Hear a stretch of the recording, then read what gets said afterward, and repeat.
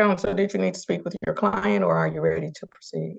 I spoke with my client Friday about the agreement I hoped we would reach, and that is what we concluded. So I think we're ready to go on the record.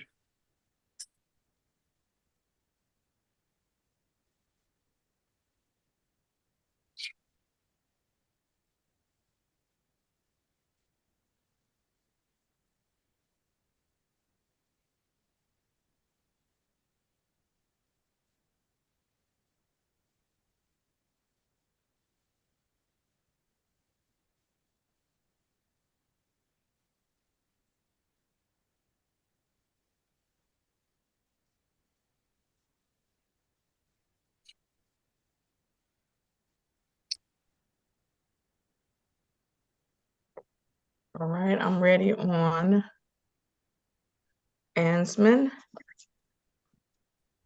Might need to go get my other computer. This is case number 234536401, the People versus Jeffrey Paul Ansman. The defendant is charged with operating while intoxicated. Today is the date set for pretrial conference appearances, please. Good morning, Your Honor. Christina Ritter on behalf of the people, P number 83505. And good morning, Your Honor. For the record, I'm Aaron Boria. My P number is 73688. And Mr. Ansman, state your name, please. Good morning. My name is Jeffrey Ansman. Today is the date set for pretrial conference. Counsel, how are we proceeding? Your Honor, I did have a chance to speak with the prosecutor in this matter. They are offering a reduced charge to impaired driving. I did go over that with Mr. Ansman on Friday, the possibility of that. I do know that if we could achieve that offer, he wanted to accept it. So, Mr. Ansman, we did get the offer we were hoping for. I went over your rights and the plea with you. It's going to be just like that. All right.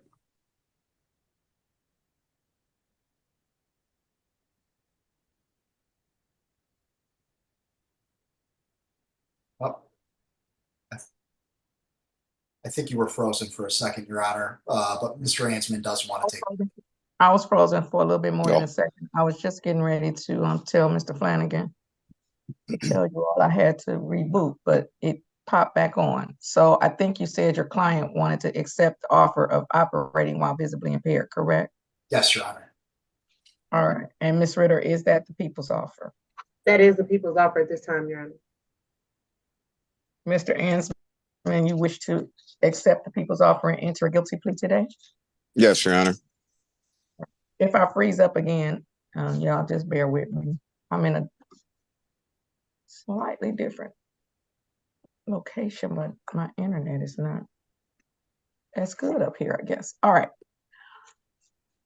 Sir, I'm going to share my screen, and on my screen, you're going to see an advice of rights form. My question to you, Mr. Ansman, is, have you had an opportunity to review for yourself or to go over with your lawyers your constitutional rights? Yes. When you did that, did you understand your constitutional rights? Yes. Sir, do you understand that this is a misdemeanor and therefore you have a right to a trial? However, if I accept this plea from you today, you will be giving up your right to a trial. That's drawing your attention to number 6. You will be giving up your right to a trial. Do you understand that? Yes.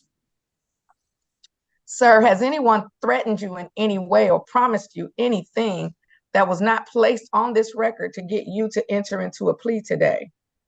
No. Drawing your attention to number 8, are you currently on probation or parole for any other matters? No.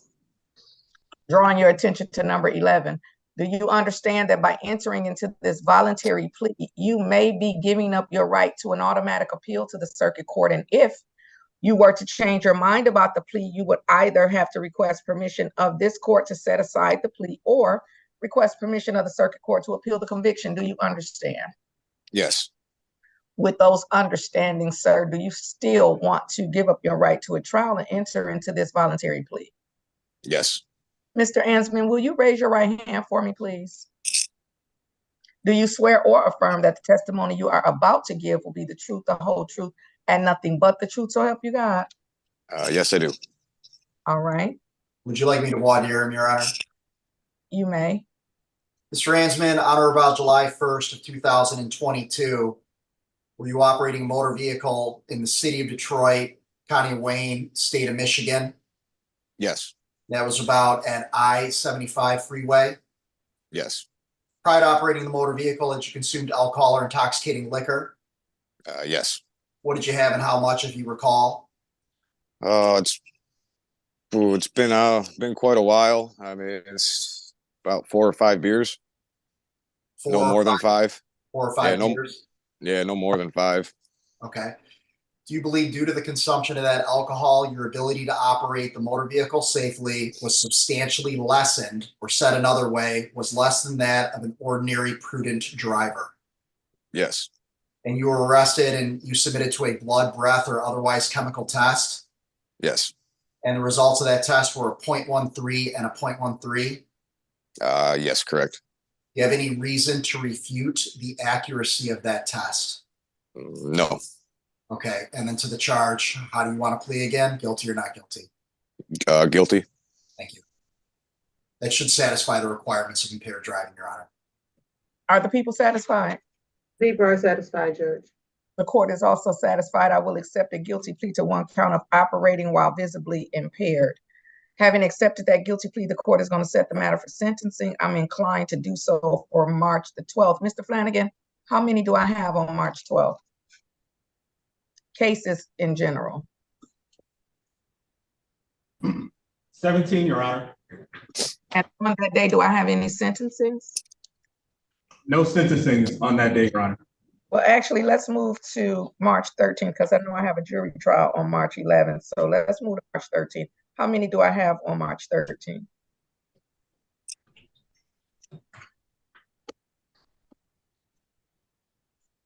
$17.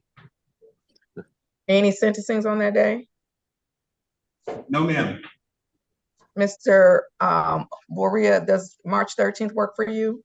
Yes, Your Honor. Then the court will set the matter for sentencing March 13, 2024 at 9:00 a.m. With respect to the sentencing, Mr. Ansman, you have a right to be sentenced in person, but you may also consent to being sentenced on Zoom.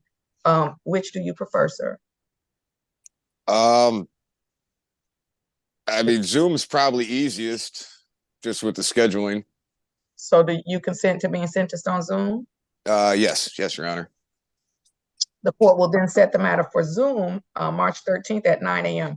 Prior to the sentencing, Mr. Ansman, you must submit to a pre-sentence investigation and a substance abuse evaluation through the probation department. Sir, they are going to contact you by telephone. If they cannot reach you, they are going to mail you a letter directing you to contact them. They're also going to leave you a voicemail message. Please make sure that you respond to their initial phone call or their letter or messages so that I may have a proper pre-sentence investigation on the day of your sentencing. Mr. Boria, please contact my clerk to make sure that we have the current contact information for your client. My courtroom phone number is, of course, 313-965-2295. 313-965-2295. Anything further? I have one quick request regarding bond. Your Honor, Mr. Ansman had a vacation plan March 23rd to the 30th that would require him to leave the state of Michigan. He has no prior criminal history whatsoever. And as I stated in the factual basis for this case occurred July of 2022. He's had no police contact since then. I don't have any reason to believe that he would violate any conditions set by the court. I have every reason to believe he'd be back here at sentencing. Any response from the people with respect to the request? Judge, the people have no objection to the travel request as long as Mr. Ansman abides by the bond conditions set by the court. Where is he traveling to, Mr. Boria? I'm sorry, Jeff, I didn't write that down. Where were you going? We're going to go to Copper Mountain, Colorado. You're skiing or snowboarding or something? Correct. Snowboarding. I don't know why they want to do that, but I'll allow it. Thank you. Thank you. I did it once in my life. It was too cold. So Yeah, definitely cold. I'll allow it. Fair enough. Okay, thank you, Your Honor. Jeff, make sure you're checking your email and answering your calls for that probation department, okay? Okay, will do. All right, have a nice day, everyone. All right, you as well, counsel. Have a great day. Stay safe. You too. Thanks. Bye. You too. Thank you. I'm interested to know if Ms. Stevenson is coming today. Is Ms. Stevenson in person? Yes, Your Honor. She's in her office. Is she planning on logging in the Zoom?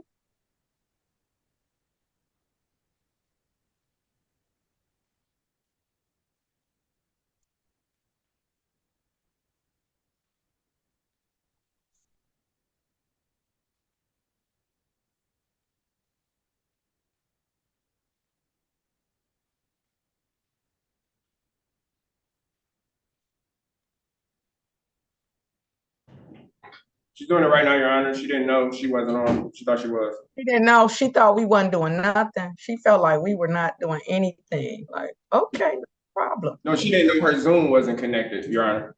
She did know. That's my point, Mr. Officer Krabs. She thought we weren't talking or nothing. It's 9 o'clock. She thought we weren't talking or she didn't hear us. She had to know. But that's nothing. She knew she didn't hear us talking. I apologize, Your Honor. I've been waiting in the wrong Zoom room. I'm sorry. Oh, you thought I didn't come to work at 9 o'clock and Mr. Flanagan didn't connect nobody yet? Don't even answer that, Miss Stevenson. You was busy, probably working. Don't answer that. You know we logged on before 9 o'clock, Miss Stevenson. And I if had we no idea it was 9 o'clock. we did, you should have been already asking Mr. Flanagan, is the judge okay? What's going on? I mean, you should have shown some concern for me if we didn't log in yet at 9 o'clock. I would if I'd realized it was 9 o'clock. I knew it. I said she was probably doing something else. Okay, wonderful. See how I was asking about you? I said Miss Stevenson ain't coming today. I appreciate that, Judge. No, Thank you. I need people to care about me, especially this morning, apparently. Apparently. Okay. Let's see. Can we please get let's see. I don't know what Miss yeah. Let me just say it this way. Can we please? Oh wait, why? Where is that person? Oh, they're already ready. Okay, then let's go on Dale Brown. And then let's go on. Where's my other witness?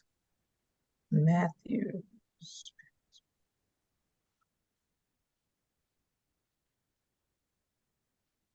Oh, Mr. Matthews was here, but he got disconnected, so he's not back yet.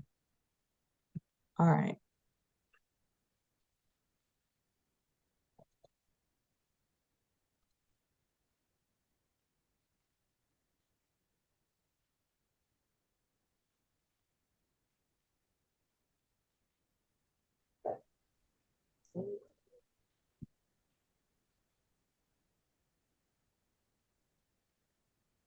Judge, can you co-host me, please? I can see the breakout room.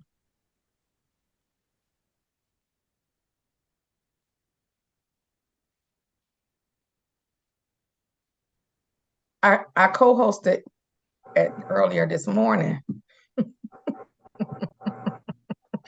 Okay, you know I'm gonna mess with you, Ms. Stevens. I need everyone to remain muted until asked to unmute by the court. And then I'm not sure why that. I'm gonna put them back in the waiting room because they just never. Okay. All right, I am ready on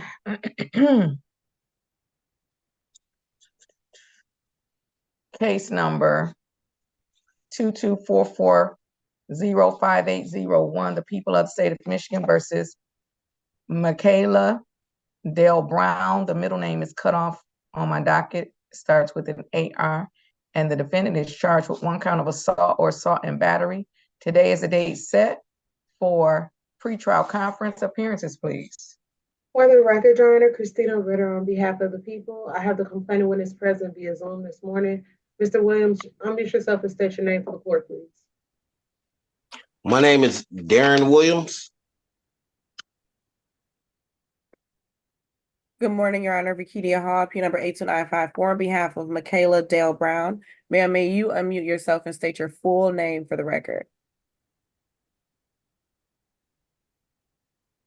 Michaela Dale Brown. Full. Your full name. Your full name. Michaela Aretha Marie Dale Brown. Thank you. Today is the date set for a pretrial conference. How are we proceeding? Your Honor, this is the pretrial conference. If the people are ready to proceed, Ms. Dale Brown would like to continue her not guilty plea to a final pretrial, and we would also like to request discovery. The court is going to continue a not guilty plea on behalf of Ms. Dale Brown. Set the matter for a final pretrial conference. The court will set a final pretrial conference for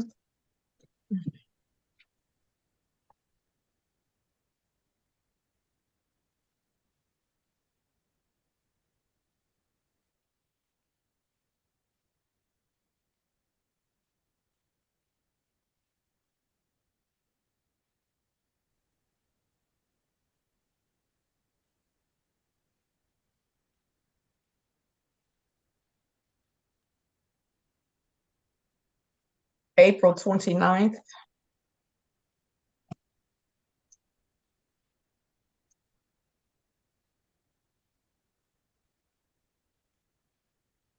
At 9:00 a.m. Discovery should be submitted to the defense by March the 29th. Bond will continue with no contact with the complaining witness. Mr. Williams, you have appeared today and therefore you are not required to appear on April 29th. However, you may appear on April 29th should you choose to. You may appear at all scheduled court appearances. If you don't appear April 29th, then you should if you don't appear April 29th, you should contact the prosecutor's office to find out when the next court appearance is and whether your appearance is required. Bond will continue with no contact between the defendant and the complaining witness. Anything further? No, thank you, Judge. No, Your Honor. All right, then we are all set. Have a great day and stay safe.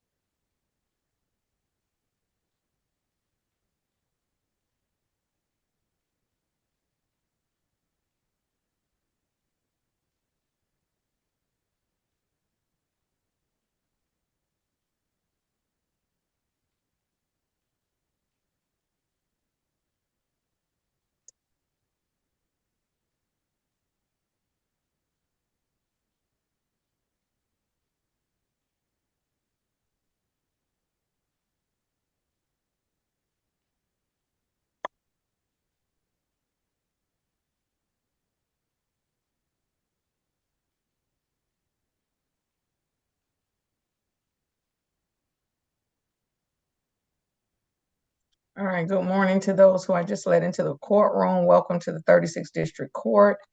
I am Judge Lynise Bryant, and you are at 36th District Court. I am going to send you to a breakout room.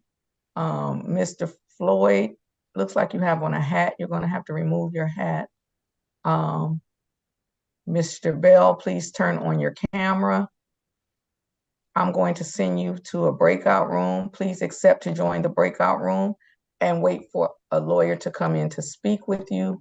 Please do not leave the breakout room until you have spoken with a lawyer. Please do not leave the breakout room until you have spoken with a lawyer.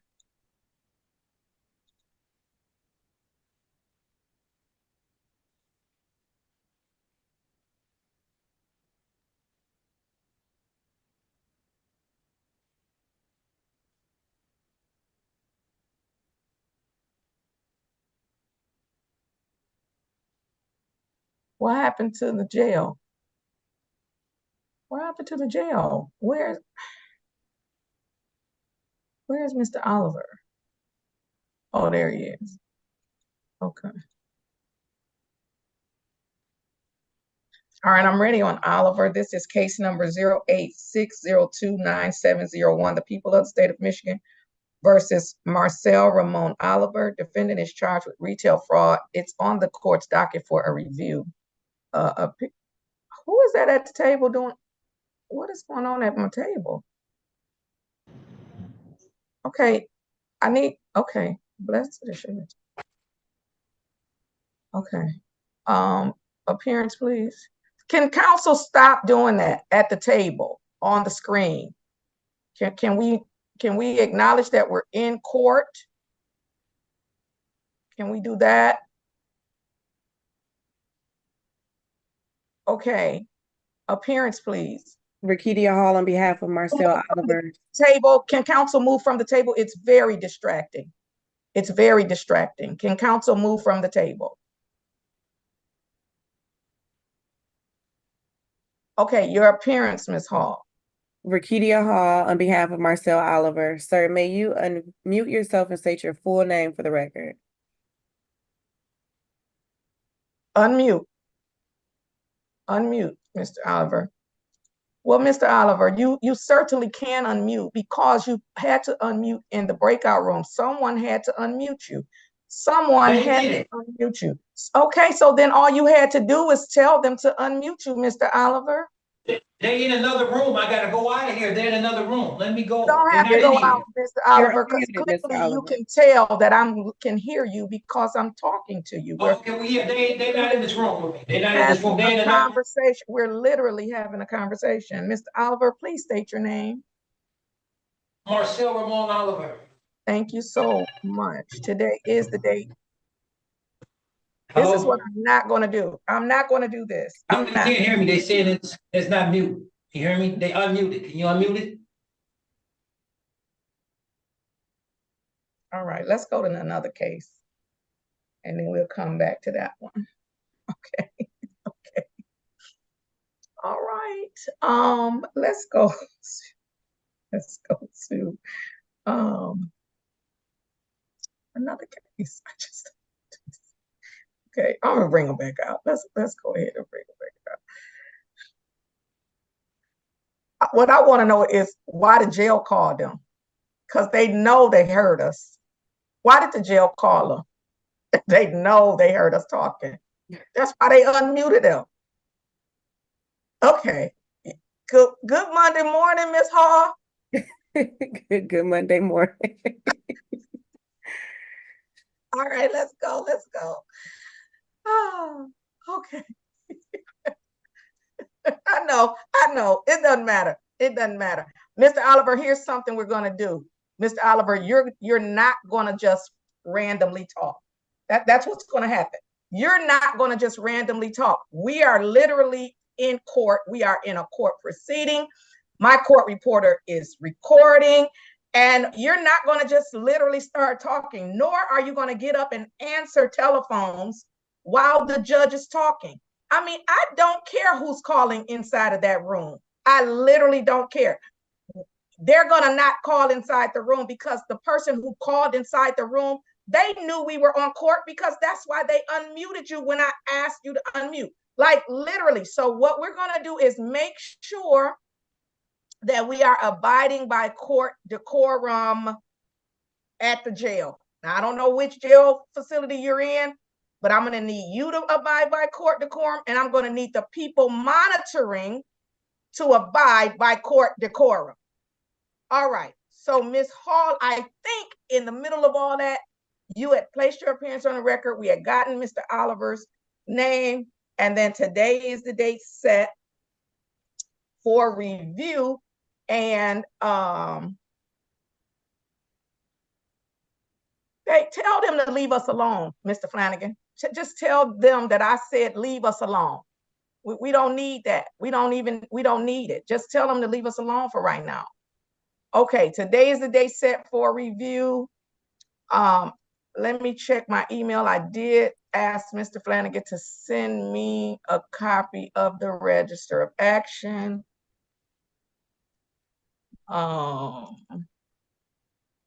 Because this is a very old case, and Mr.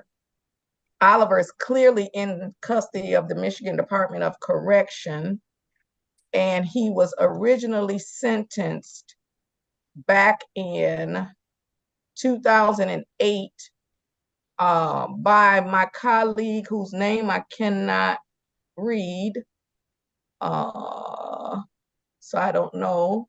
Oh, I guess I could go up here and see who the judge was. Nope, it doesn't tell me. So one of my colleagues sentenced him. He was supposed to do 30 days of community service. That's all he was sentenced to do. That was back in 2009. Ms. Hall, are you aware of how long he's been in custody of the Michigan Department of Corrections? Yes, Your Honor. He was actually previously in the custody of Michigan Department of Corrections from 2009 to 2018. And then now he's back in their custody?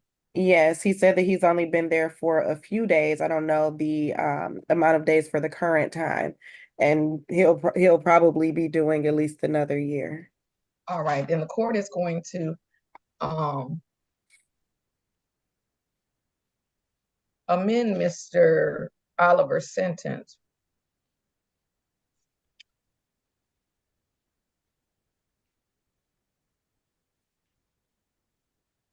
to give him, this is ridiculous. Mr. Flanagan, you didn't tell, you didn't give him you didn't tell him, can the young lady move out of the thing? Okay, no worries, Mr. Flanagan. All right, I'm gonna amend the sentence to 30 days in the Wayne County Jail. I'll give him credit for 30 days served.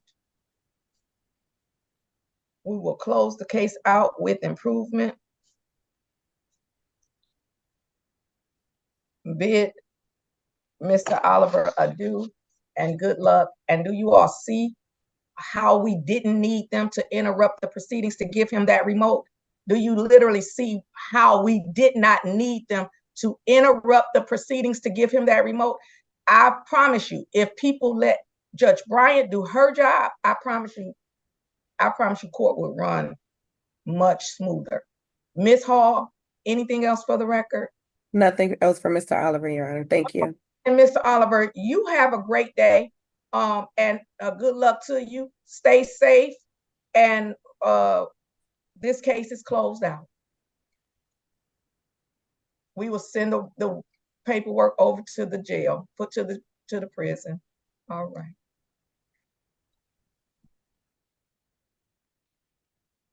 I'm ready on Ms. Stevenson. Can somebody go get BouoKCczOAg? I think that BouoKCczOAg, can somebody get them ready, please, so I can release the AAG? Okay, yes, Your Honor.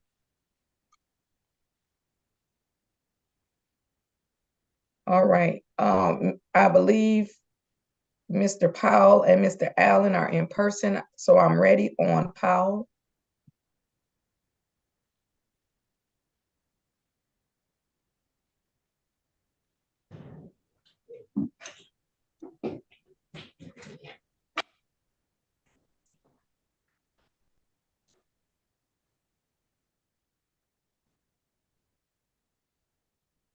This is case number 1-8-445-5901. The people of the state of Michigan versus Sean Lamont Powell. The defendant is charged with operating with a high BAC. Today is the date set for a final pretrial conference. Appearances, please.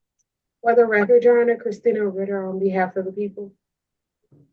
For the defendant, Your Honor, Elliot Allen, Your P number, please. 40394. Mr. Powell, please state your full name for the court. Sean Lamont Powell. All right, today is the date set for a final pretrial conference. How are we proceeding? Well, Your Honor, we have the same problem we had before. We still haven't had any discovery. I have not really pressed the issue that hard on discovery because of the type of the case it is, and with the experience that I have, I don't really need much time to prepare in case of trial, but I do need the discovery because I need to sit down and talk to my client. It's an old case, 2018. Ms. Ritter, when did you send a discovery? So Judge, I sent the discovery first on August 8th, 2023, then again on October 17th of 2023 to attyeallen@ymail.com. Counsel, is that your email address? This is my email address, Your Honor, but I haven't seen an email from Ms. Ritter, but is it in your name? You wouldn't see an email from Ms. Ritter, counsel. You would see an email from evidence.com. You wouldn't see an email from Ms. Ritter. You would see the email from evidence.com. Well, Your Honor, maybe somebody in the office missed it. I don't know because all I know is I haven't seen it, but I have no reason to doubt that. Well, let me ask this question. Why are we here in court with you saying you haven't received the discovery? Why, when you didn't receive it the first time, you didn't call Ms. Ritter? And then if you didn't receive it the second time, you didn't call Ms. Ritter.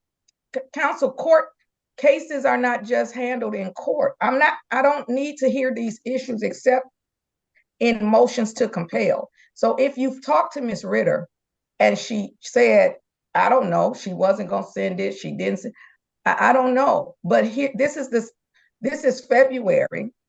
This is February. And Ms. Ritter says she's attempted to send the discovery twice through evidence.com. We can't keep coming and being in this same situation.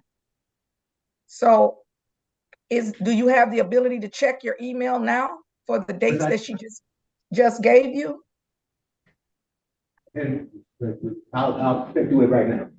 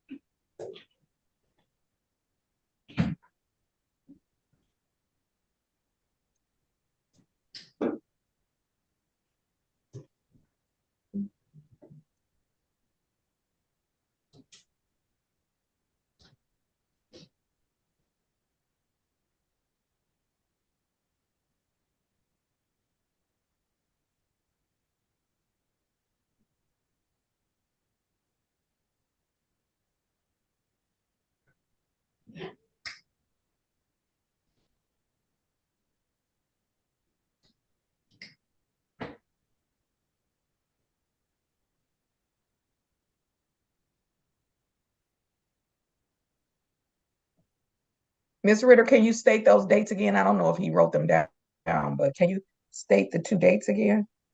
I have August 8th, 2023 and October 17th, 2023. And then I just sent it again, Judge, a few seconds ago.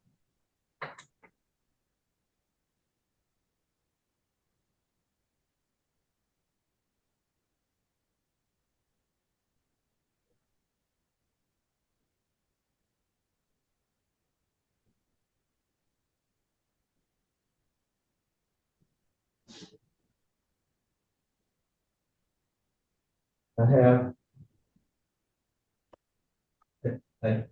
don't have anything from evidence.com website.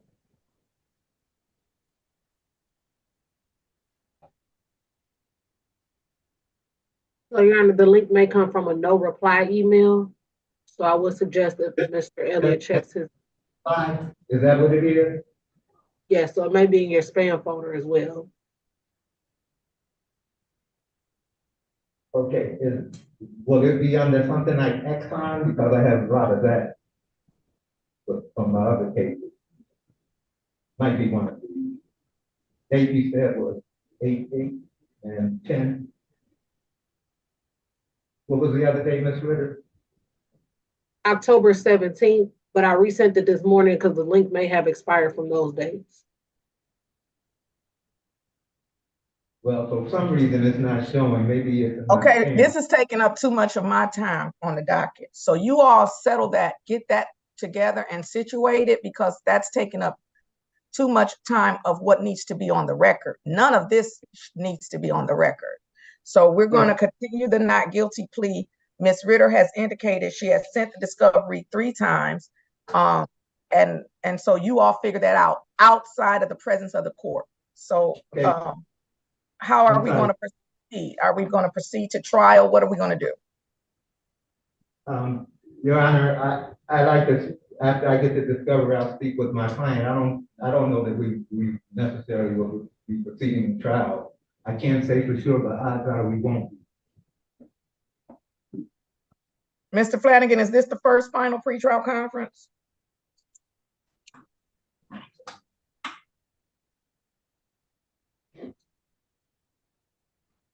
The first pretrial conference, Your Honor, was October. Is this the first final pretrial conference? Oh, the first final? No, Your Honor. We had a final pretrial conference before? Yes, October 17th, and it was adjourned to December 19th. And that was adjourned to January 26th. And January 26th was adjourned to today. For final pretrial conferences? Yes, Your Honor. All right, the court is going to set the matter for jury trial. I will set the jury trial for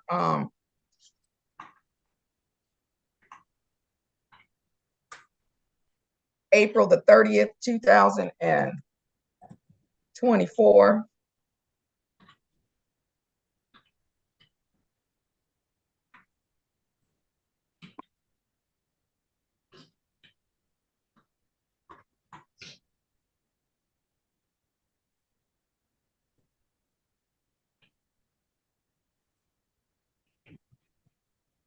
With a final pretrial conference, April the 2nd.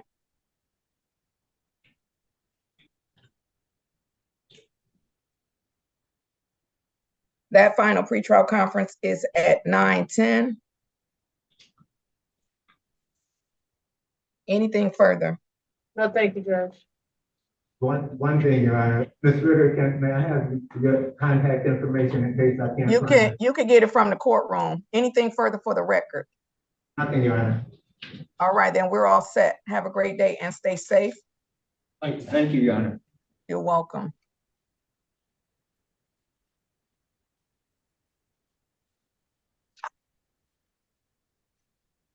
Do we agree that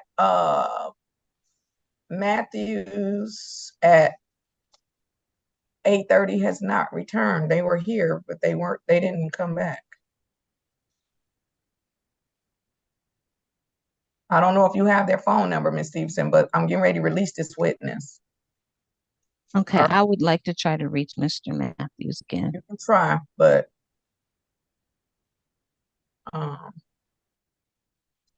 okay, I have 2 AAGs on. I don't know why. I mean, no, I don't have 2 AAGs. I'm sorry. Good morning, Ms. Miller. Good morning, Your Honor. How are you this morning? I'm well, thank you. How are you? I actually didn't mean to bring you in yet, but you're here for Peterson, correct? That's correct, Your Honor. All right, so you're next. You're next. I need Miss Wilson to turn on her camera. And I need Miss Grimaldi to turn on their cameras. Your Honor, Monica Wilson, I have my camera on. It's showing it's started, but I'm not seeing myself on the screen, so. Because you're not on the screen, can you log off and log back on, Miss Wilson? Will do. Just 1 second, Judge.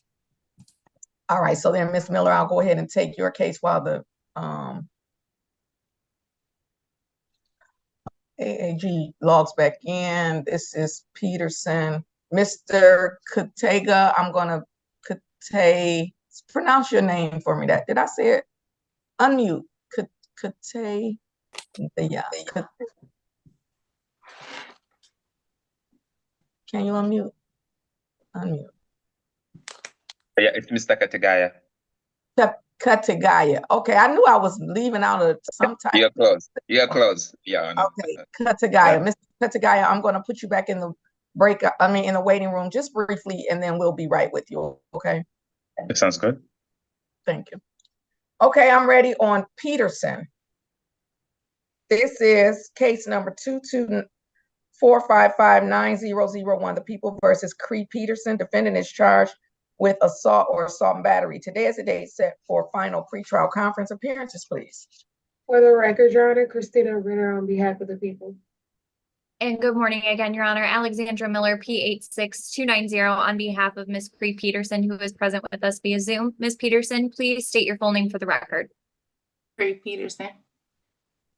And Ms. Peterson, today is the date set for final pretrial conference. How are we proceeding, Ms. Miller?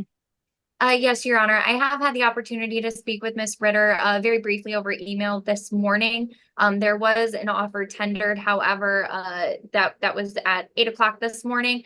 I believe that we will still set this along the trial track. And if there is any resolution, we'll of course schedule a date prior to that.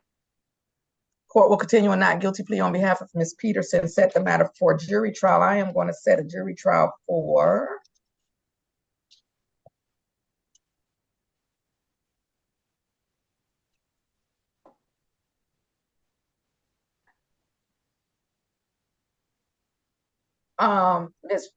Ms. Miller. I know you need to talk to your client, and my question is, if you had to just, guess on a scale of 1 to 10, what is the likelihood that it might settle? You can't guess. I would feel bad guessing if I had to, maybe a 7.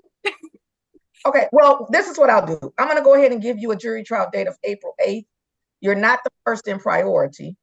Okay. And then we'll just see how it works, because she's at 918. That means she's been kind of, wait a minute. Yeah, she's at 919. That means she's been on my list for a minute. So I'm going to go ahead and set it for April 8th.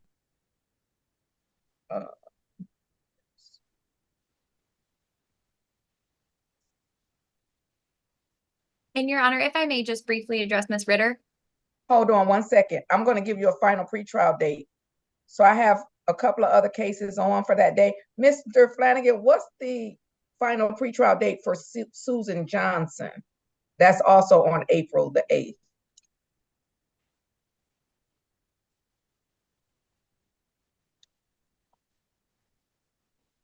I don't see Susan Johnson on April 8th, Your Honor. She must have settled. Did she settle, Susan? Miss Stevenson? Do you know who Susan Johnson is? She should have been on your trial date at one point for April 8th.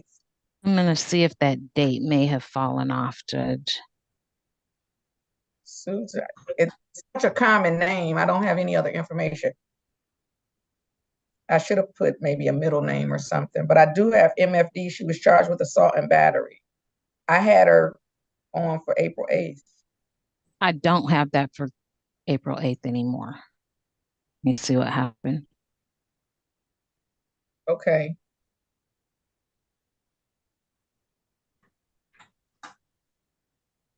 All right, well then, I'm going to set a final pretrial conference for Ms. Peterson. Let's set her final pretrial for March the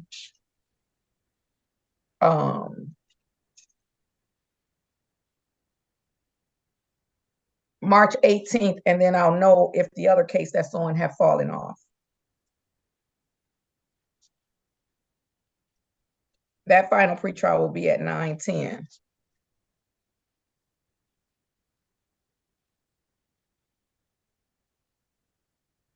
All right. And then Ms. Miller, you had something else? Yes, Your Honor. I just wanted to ask Ms. Ritter if that offer, since it was tendered this morning, would remain open for a period of time. Yes, so it'll remain open until that final pretrial date. Okay, very well. Thank you very much. You're welcome. All right. Anything further? No, thank you, Judge. No, nothing from defense, Your Honor. Then we're all set. Let me just write these dates on here. All right, then we're all set. Everyone have a great day. Stay safe. Thank you. You as well, Your Honor. Have a great day, everyone. All right, thank you. Okay. Oh, look at that. Because I was just looking, I was getting ready to say, Miss Grimaldi, your supervisor didn't come back. She did. She just came Your Honor, next I to me. apologize. For whatever reason, I could not get my camera to work, so I just ran out and I'm sitting with Miss Grimaldi at her desk. So sorry about that. No, that's okay. So let me, now I forgot his name. Just that I forgot how to pronounce it. BouoKCczOAg. Thank you, Miss Stevens. She wasn't gonna let me figure it out myself. I keep putting the emphasis on the wrong letter, so it's messing me up. All right, then I am ready with case number 234472201, the people of the state of Michigan versus MIBryant. The defendant is charged with 1 count of gambling disassociated person. Today is the date set for pretrial conference. Appearances, please. Good morning, Your Honor. Alexandra Grimaldi on behalf of the people requesting permission to practice under Michigan Court Rule 8.120 under the supervision of Assistant Attorney General Monica Wilson, and I am a 3L at Wayne State University in good standing. Permission granted. You're getting ready for graduation, huh? Yes, I am. Awesome. I mean, that's just the best law school in the world. Don't let them freaking fool you. They paying all that money to go to Harvard and stuff. They should just go to Wayne State. Okay. Ms. Stevenson, your appearance, please. Judge, can Ms. Hall come on in on this one? I thought. Oh, she can. If she turns on her camera and unmute herself. Rikidia Hall on behalf of MIBryant. Sir, may you state your full name for the record? MIBryant. All right, today is the date set for pretrial conference. Ms. Hall, how are we proceeding? Your Honor, Mr. Katsugaya would like to continue his not guilty plea and set this matter for a final pretrial and also request discovery. All right, and is Mr. Katsugaya eligible for diversion?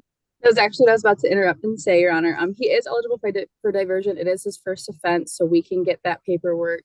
I'll just need to get with Ms. Hall regarding a good address and email, and then we can get that paperwork sent over to him.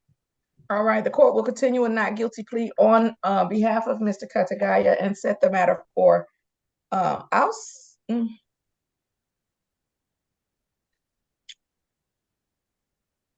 trying to remember, do I usually set them for final pretrial or do I just adjourn the pretrial? I think I set them for final pretrial. So I'll set the matter for final pretrial, but let's just give it sort of a 30-day-ish turnaround. Well, I might not be able to do that. I already have stuff saying no more, no more, no more. Okay.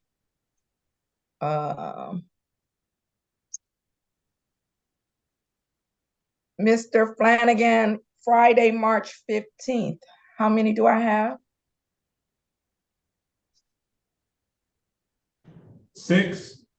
Oh, that's looks like a perfect day. Okay. Let's set it for March the 15th. And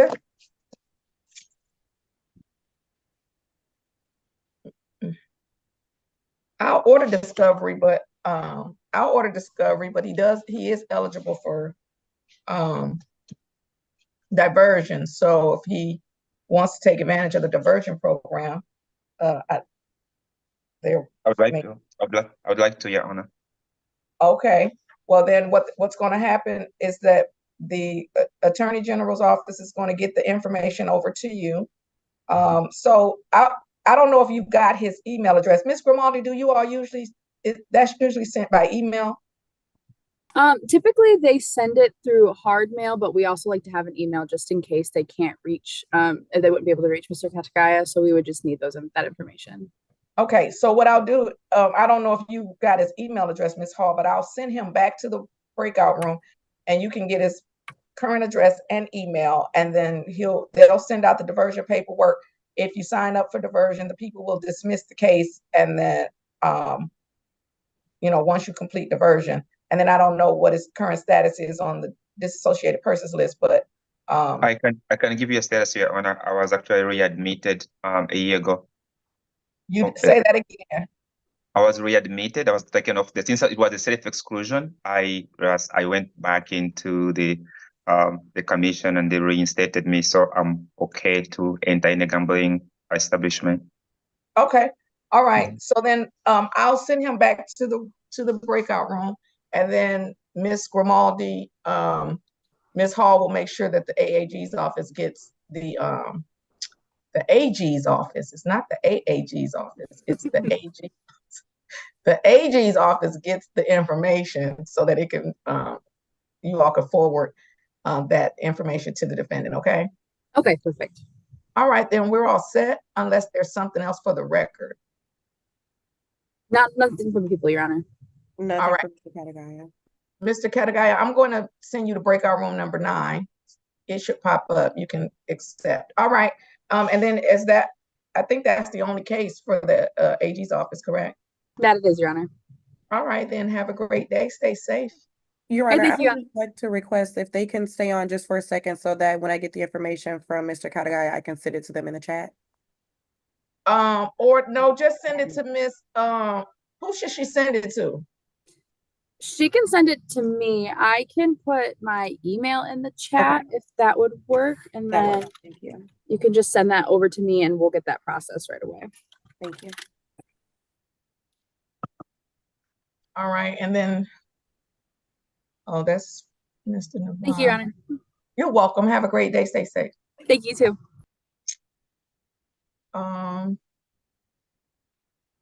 Miss Hall, can somebody give Miss Stevenson? There's Mr. Matthews, and see if she's ready on the in-persons. I wanted to go ahead and do the in-persons. I am ready on the in-persons, Your Honor. I just need to grab the email address from Mr. Katakaya. Oh, okay, go ahead and do the whole docket there, Miss Hall. Go ahead. Go ahead. Thank you.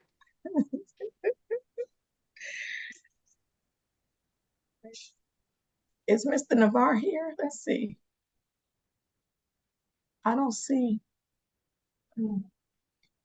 Wait, Miss. Okay.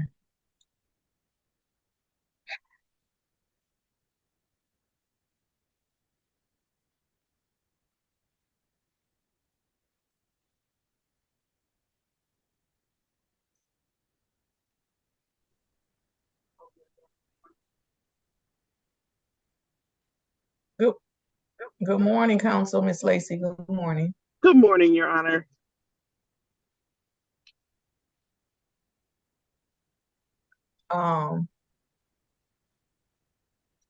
Your client is not here.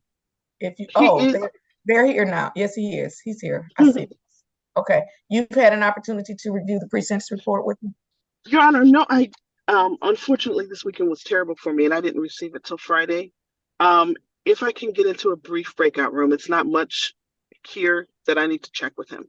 Okay, sure. I'll bring him in. Thank you. Thank you so much, Your Honor. You're welcome.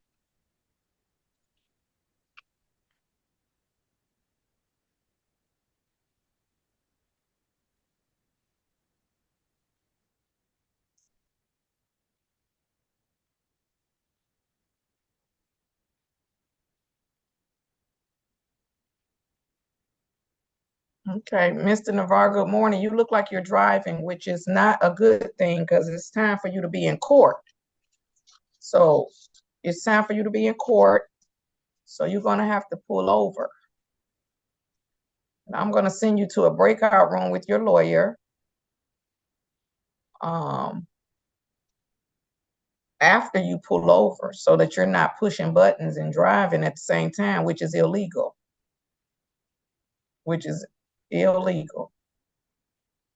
Y'all getting so comfortable with this Zoom court. I mean, people just get so comfortable with this Zoom court. They said we could go to court in any which way soever we choose. I'm gonna find out how I could cancel all my Zoom hearings. Counsel like, no, judge, don't do it, because all right. I'm not going to argue with you, Your Honor, but I am outside the Waterford court because I have a hearing. Right. That, Look, it is convenient it in is so many convenient. ways. In so many ways, but sometimes people mess it up. I'm gonna send you and your client to breakout room number 15. Thank you, Your Honor. You're welcome. And then actually, okay. Mr. Matthews continues to do this right here, Ms. Hall. So let me just find out if the complainant wants to stay, but you all need to tell Mr. Matthews to stop this right here. I mean, he comes to court and then he's not at his screen. I've shared my screen several times and he's not paying attention. Okay, I'm ready on DeAndre Brown. Good morning, Mr. Issa. Unmute yourself for me. Can you unmute for me, Mr. Issa? Yes. All right. Mr. Issa, you are the complaining witness with respect to the matter of Corey Matthews, correct? Yes, ma'am. All right. Mr. Matthews appears to be having some difficulty connecting this morning, and his lawyers are going to tell him in a minute that he needs to come on down to 36th District Court because he's having trouble connecting on Zoom. I didn't want to just keep you waiting. I did want to ask you if you're free to wait if you want to see the case and be a part. If not, the prosecutor can let you know what the next court date is. So do you want to wait? I don't know if he's going to connect or if he's going to have to come to court because he's not connecting. So Ms. Stevenson is going to call him and tell him if he doesn't connect in the next minute, he has to come down to 36th District Court. That may take him at least a half hour or so to come down to the court. So what did you want to do? It's okay. I can't wait. Okay, so I'll put you back in the waiting room and then we'll let you know if he's going to come down to court or not, okay? Sure. Okay, all right. Thank you so much. Thank you. No problem. All right.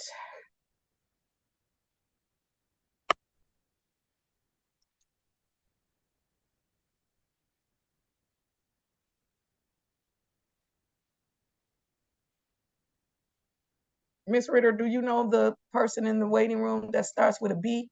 You see it? Do you know who that is? No, Judge, I don't.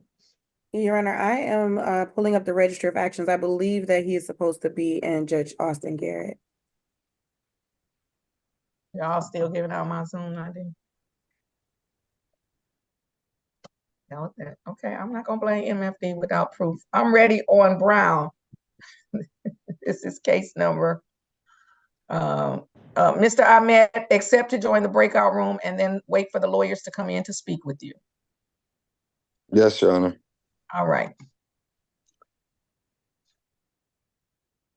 All right, with respect to Brown, this is case number 224423301, the people of the state of Michigan versus DeAndre Edmund Brown. The defendant is charged with 1 count of malicious destruction of a building and 1 count of breaking and entering without owner's consent. Today is the date set for pretrial conference appearances, please.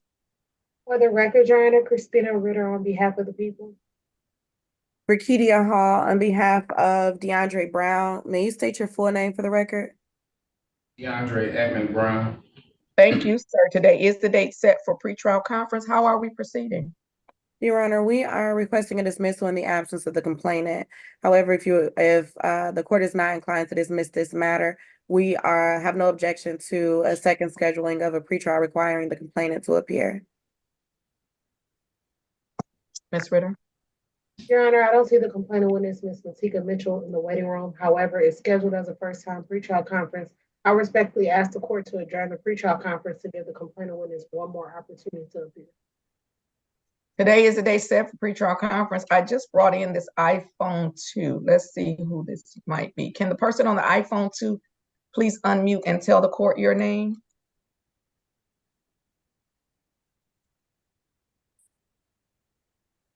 Can the person on the iPhone that was just brought into the courtroom please unmute your device and tell the court your name? Brian Boyd. Thank you. All right, this is Mr. Boyd. Ms. Hall, can you change the name on there for me? Yes, Your Honor. Thank you. All right, so that's not the witness, but Mr. Boyd, I'm going to send you to a breakout room so that you can speak with the lawyers. Please accept to join the breakout room and then wait for the lawyers to come in to speak with you. Do not leave the breakout room until you have spoken with the lawyer. Okay. All right. So with respect to Mr. Brown, today is the day set for pretrial conference. The court is going to deny defense counsel's motion for dismissal. I am going to grant the people's request for a one-time adjournment, giving them an opportunity to locate and notify the complaining witness of the obligation that they appear before the court. I am going to set the matter for March the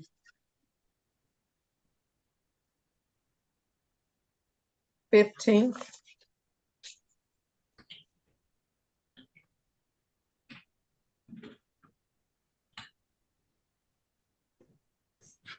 At 8:36, the complaining witness is required to appear. Failure of the complaining witness to appear will most likely result in the matter being dismissed unless the people have a valid explanation as to why the complaining witness could not appear or should not be required to appear.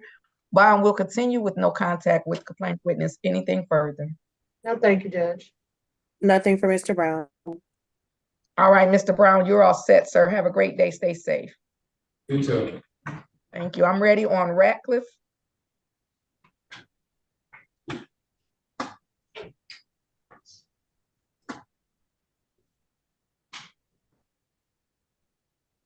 Your Honor, I am not ready on Ratcliffe.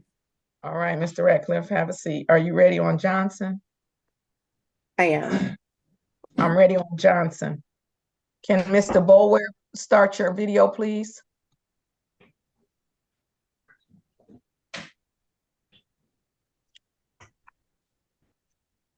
Okay. All right, this is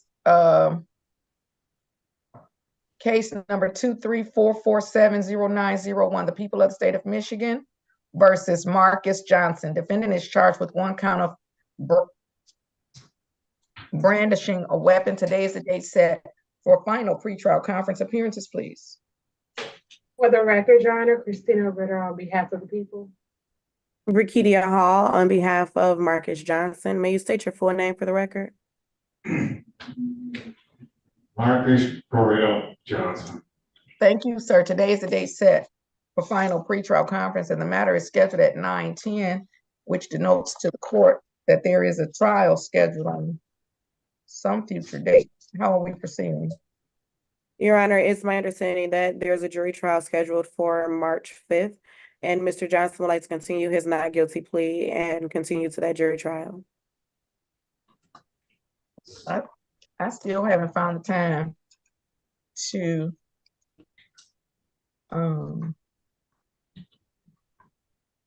update the two books. Okay, Mr. Flanagan, let's go to March 5th, please. There was a jury trial scheduled with for a Gibson. Is that jury trial Gibson still on? They had a final pretrial on January 8th. Yes, Your excuse me. Yes, Your Honor, it's still on the docket. And does it have another jury trial? I'm sorry, that's not what I meant. Does it have another final pretrial date? No, Your Honor. All right, so that means Gibson is a go. Is that what that means, Ms. Ritter, in your mind? Yeah. Are you? Okay, so Gibson is a go. Then what happened to Wright? Is Wright still on the docket? They had a final pretrial December 15th.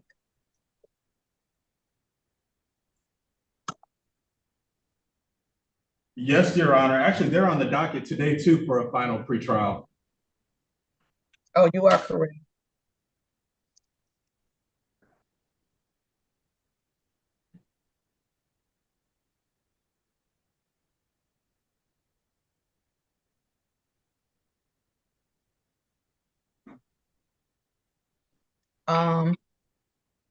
What about Sanders? They had a final pretrial January 8th.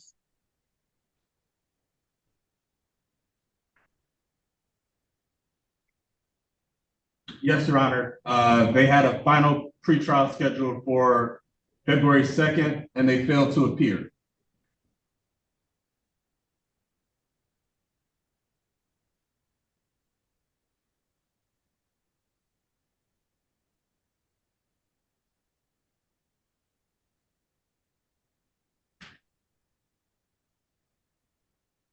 Okay.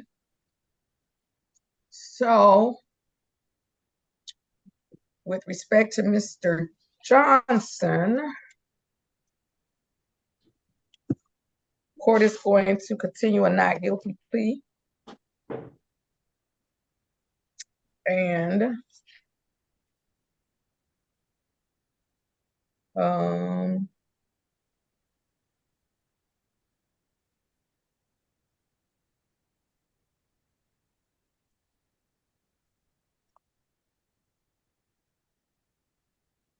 are we sure?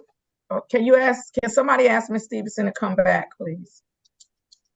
Can somebody ask Ms. Stevenson to come back? Yes, I will.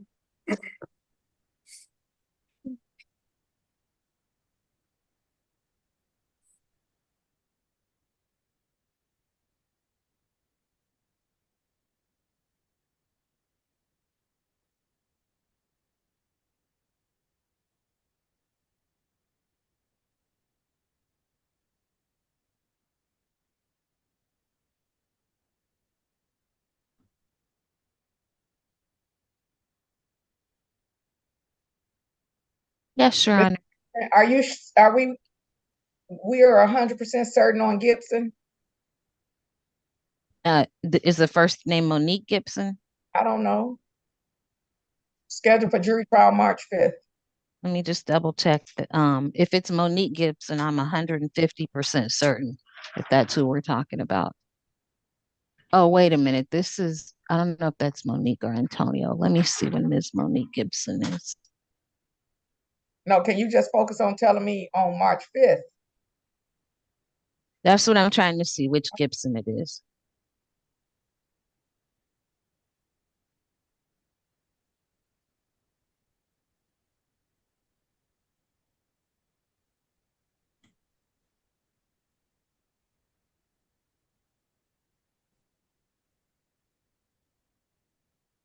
Miss Flanagan, which Gibson? Because she taking long. March 5th, which Gibson? Both Antonio and Monique Gibson are on that day, Your Honor. So I'm going to say, I don't Monique. understand that. I don't understand that. I don't have two Gibsons on that day. I don't have for jury trial. Yes, Your Honor. That's not correct. So which one is actually going on that day? I don't have two Gibsons on that day. Monique Gibson is definitely going. I don't have two Gibsons. Yes. Yes, you're right. Antonio Gibson, Capias, and it's still on the docket. I'll take it off the docket now. Okay, thank you. So that's Monique Gibson. All right, and that's definitely a go. Okay, so then with respect to Mr. Johnson,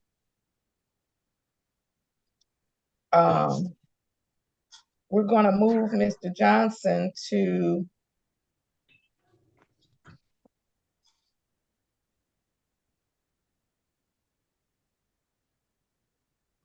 okay, I have got to do this today. I've got to do this today.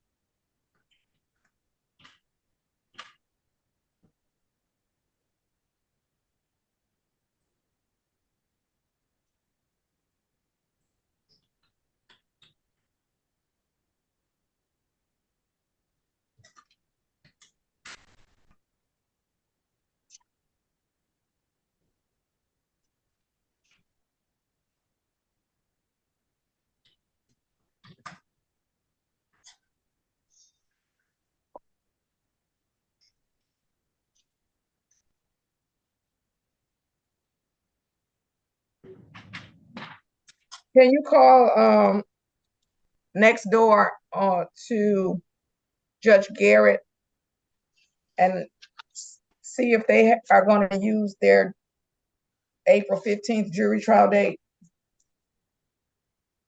Yes, Your Honor.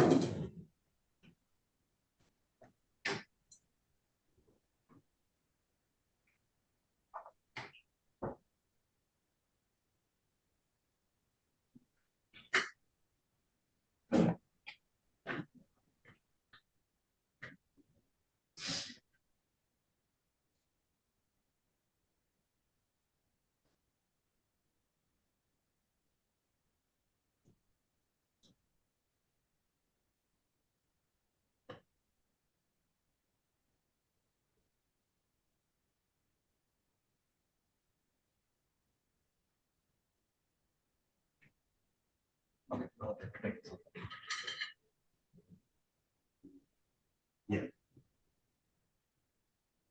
Okay. Okay. All right. Your Honor, Yes. they have 4 jury trials scheduled on that day.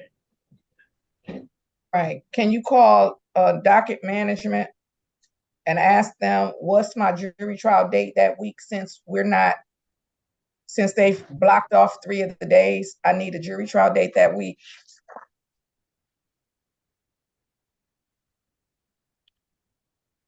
Yes, Your Ask Honor. them, am I supposed to use April 15th?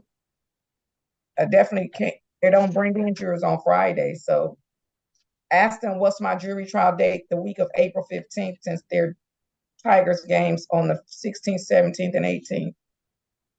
Okay. All right, so I'm going to recall Mr. Johnson's case so I can give him a trial date.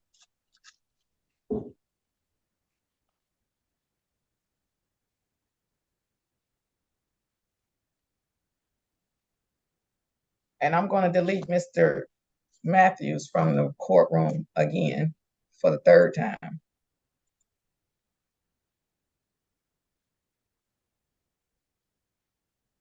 And then can we get ready on Ratcliffe? Ready on Ratcliffe. All right, Mr. Ratcliffe, come on back up.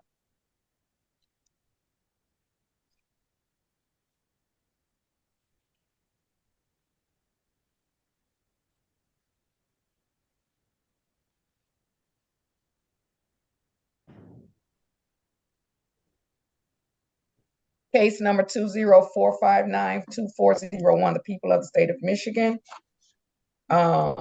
versus Andre Dwayne Ratcliffe. The defendant is charged with 1 count of assault aggravated. Today is the date set for final pretrial conference appearances, please.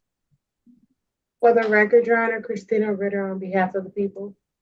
Janice Stevenson appearing on behalf of Mr. Andre Ratcliffe. Mr. Ratcliffe, sir, please say your full name. Andre Dwayne Ratcliffe. All right, give me one moment. Mr. Bulwer, they tell me you're in the wrong courtroom. Where is he supposed to be?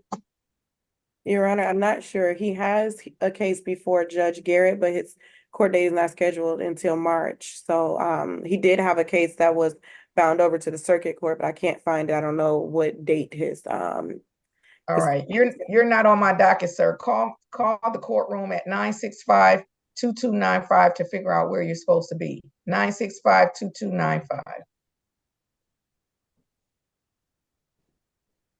All right, with respect to Mr. Ratcliffe, today is the day set for final pretrial conference. How are we proceeding? Move for dismissal, Your Honor. I believe the complainant's presence was required today if the complainant is not present. Mr. Your Honor, on December 18th, there was an arraignment on a bench warrant held and the final pretrial was set for today, and the court did require the complainant witness, Mr. William Patterson, to be present. I don't see anyone in the waiting room by that name. In the event the unidentified device is not Mr. Patterson, the people have no explanation as to why the complainant witness is not present. And at this time, Your Honor, the people will not be able to proceed based on the complainant witness's failure to appear for today's final pretrial conference. All right, today is the day set for final pretrial conference. Can somebody go in to the jail? No, nobody's going into the jail yet, but That's a tether violator. I didn't have a report for that. I don't either. Do I have a report? I believe that iPhone to be Mr. Boyd. So today is a day set for final pretrial conference. Court is going to grant defense counsel's motion. The matter is dismissed without prejudice, but the witness has failed to appear. Mr. Rackle, please have a seat and we will get you a copy of order of dismissal for your records. Have a great day. Stay safe. Thank you, Your Honor. You're welcome. Mr. Flanagan, any response? No, Your Honor. I called the director and every contact I had over there, they're not answering in document management. Okay, give me a sec.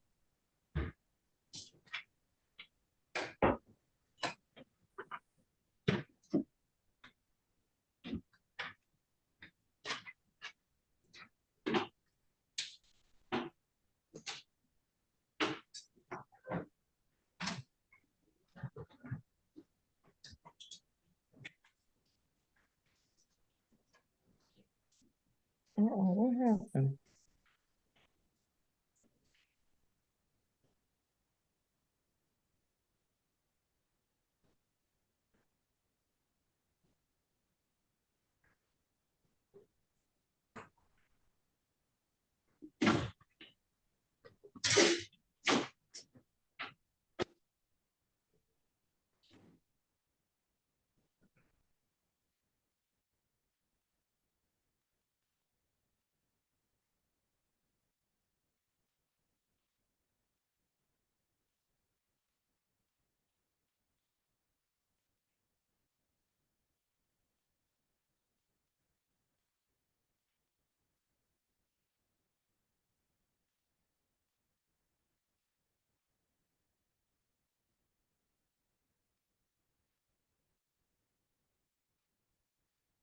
Miss Lacy, I'm ready.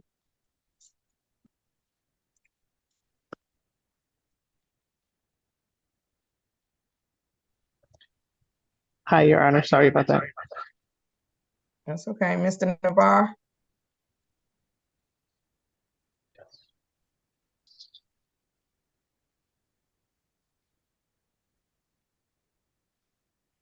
Okay. This is case number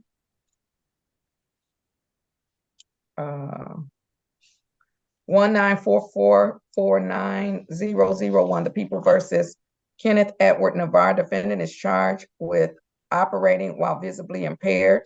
Today is the date set for sentencing. Appearances, please. For the record, Your Honor, Christina Ritter on behalf of the people.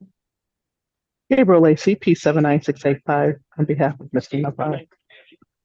Mr. Navarre, state your full name for the court. Unmute, please. Kenneth Edward Navarre Jr. Thank Sorry, you. sorry, Your Honor. This is my first time using Zoom. Today is the date set. It couldn't be your first time. It actually is. Yeah, He's usually in my office. He was in person the rest of the time? He's usually in my office. Okay, today is the date set for sentencing. The court has had an opportunity to review the pre-sentence report. With respect to the report, are there any additions, deletions, or corrections on behalf of the people? Nothing on behalf of the people, Judge. On behalf of the defense? Nothing on behalf of the defense, but I would like allocation. Anything with respect to sentencing on behalf of the people? Nothing at this time, Your Honor. Thank you. On behalf of the defense? Your Honor, I would like to take this time to respectfully ask the court for just a bit of mercy here. Mr. Navarre does, as the court can see, have other pending cases that he has financial obligations to. He is a single male who is working. He does have a child that he does have to support via child support that he pays willingly. There's no court order, but he does pay regularly on a monthly basis. We are also asking if the court would consider not including the marijuana intervention program. Mr. Navarre doesn't have a problem with marijuana. He's actually changed his life since this incident. as the needs assessment does reflect, Mr. Navarre has done a lot to clean himself up and live a straightforward life as far as drugs and alcohol is concerned. So we are asking if the court would reconsider that class or program. And then for leniency with costs and fines. Okay, would your client like to make a statement on his own behalf?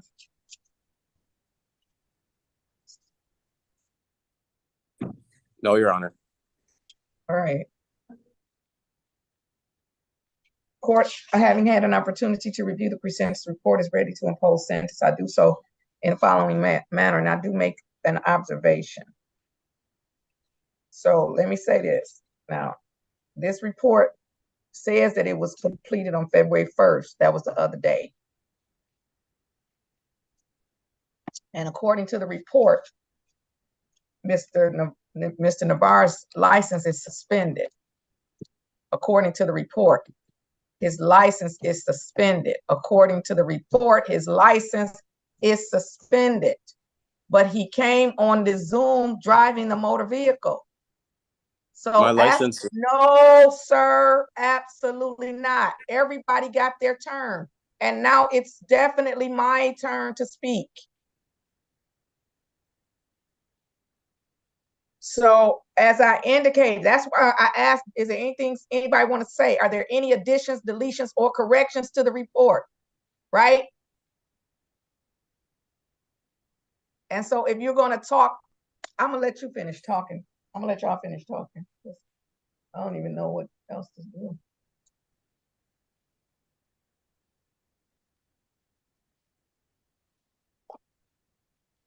Okay, so I said, are there any additions, deletions, or corrections to the report? That's the opportunity to say on page 3, it says that the license is suspended, but his license is not suspended.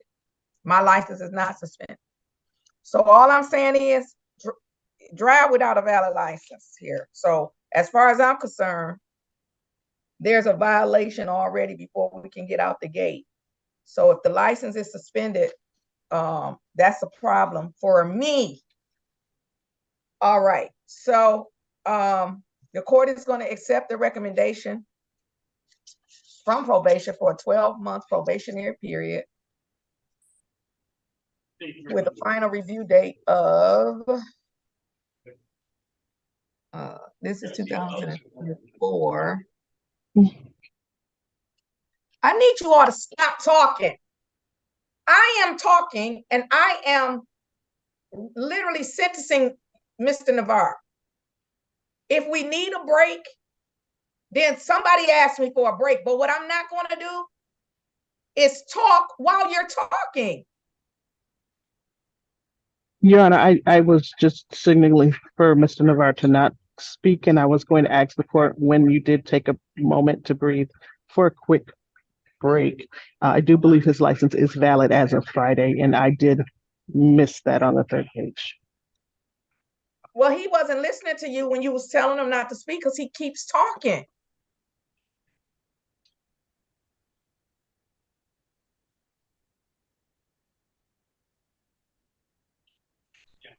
So as I said, if his license is suspended, then it's a violation. The court is going to impose a 12-month probationary period with a final review date of February the 5th of 2025. He is, of course, eligible for early discharge after 6 months. Court is going to give a 6-month review date. Whoops. For August the 6th. Oh, no, that's not a good date. I know. August the 13th, 2024, at which time he will be eligible for early discharge if he has completed the terms and conditions of his probation. The court is going to impose $210 mandatory costs. And then this was a whole lot on this pre-sentence report. I mean, I don't know why I needed to know about all of this stuff over here, because it literally, I don't even know what his blood alcohol was, because it was so much about the test that he was given. He didn't have alcohol in his system. So,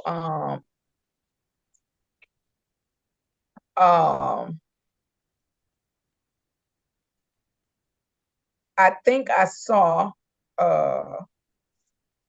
where on page, I don't know what page number this is because it's not even numbered, but it's the police description of the offense, and it's the third page of the long scenario. And so it talks about the lab results, and in the lab results, it indicates that he refused the PBT, and then I'm supposing they did a blood draw, because this says a lot, and then he had in his system benzos, cocaine, and hydrocodone, which says to me that he might need drug treatment court, right? But since it is his first offense, and since he, again, all right, I know this is a new probation officer. On page 7, it said that he had submitted to urinalysis and everything was negative. So therefore, I'm not going to send him to drug court at this time. Looking at the recommendations from probation, however, again, I was confused by the recommendation and the fact that he did not test positive for alcohol, but he tested positive for drugs. So I'm confused by the recommendation. So, Ms. Ritter, was there any agreement that he would perform an alcohol sentence, or is that you didn't say anything about the recommendation either? No, Judge, and I do apologize, but there was a plea agreement because of the underlying offense. The people did want there to be a drug treatment evaluation and treatment if necessary. But not the alcohol stuff that they recommended, correct? Not at all, Judge. Okay, so the court is going to impose a $400 fine, no restitution, supervision of $420 for 12 months, which is at a rate of $35 per month. So if there is an early discharge, of course, that will be prorated. At the time, the court imposes a $100 pre-sentence investigation fee. Mr. Navarre will submit to urinalysis twice a month for 12 months. That's a total of, at a rate of $10 per test, that's a total of $240 for a grand total of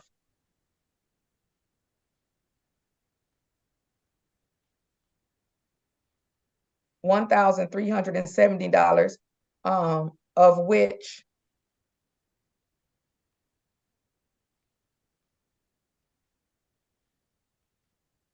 $940 has to be paid in order for him to get discharged at the halfway point. Additionally, you shall not use or possess any illegal substances. You shall not use or possess any marijuana without a valid medical marijuana card. You shall not use or possess any opiates without a valid prescription and letter of explanation from the doctor. You shall not drive without a valid driver's license. You shall attend outpatient treatment. And if any positive test, the court is going to consider a referral to sobriety court, drug treatment court.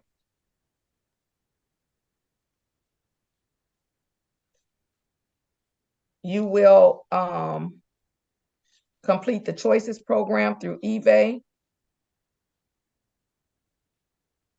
and pay any outstanding tickets you have with 36 District Court. Provide proof of your education or participate in an adult education GED program. Court is going to as I indicate, set the review hearing for August the 13th at 10:00 a.m. We will mail a copy of this report to the Emmons Avenue address, and probation will contact you at the phone number ending in 3196. And if I didn't say the first part of the sentencing, of course, you shall not violate any criminal law of any governmental unit. That means no new cases. You cannot leave the state of Michigan without the consent of the court. You must make a truthful report to probation on a monthly basis, and you must notify probation immediately of any change of address, phone number, or employment status. Anything further with respect to this matter? Not from the people, Judge. Thank you. Just want to clarify, you told him to participate in a GED program? No, I said provide proof of education. Okay. Participate in an adult education GED program. Thank you, Your Honor. Nothing further. Call Miss Lyles back. Call Miss Lyles back. Call Miss Lyles back, Mr. Flanagan. Thank you so much. All right, then we're all set. Have a great day and stay safe. Thank you, Your Honor. You're welcome.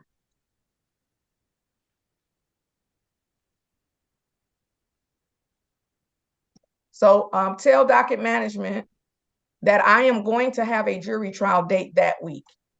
So they're either gonna summons in more jurors on the 15th, or they're gonna have to summons in jurors one of those Tigers games. Which do they prefer? Because I'm going to have a jury trial that week.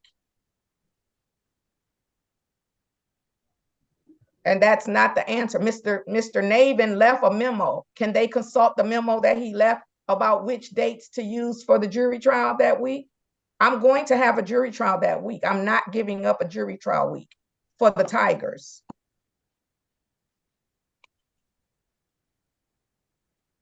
Okay. Your Honor, Ms. Lau said she'll give me a call right back. Okay, because I'm going to have a jury trial that week. So it's going to be the 15th, 16th, 17th, or 18th, but I'm going to have a jury trial that week.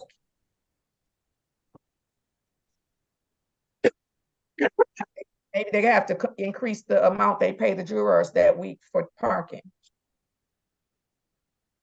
Okay, so we're still waiting for that date. I'm ready on.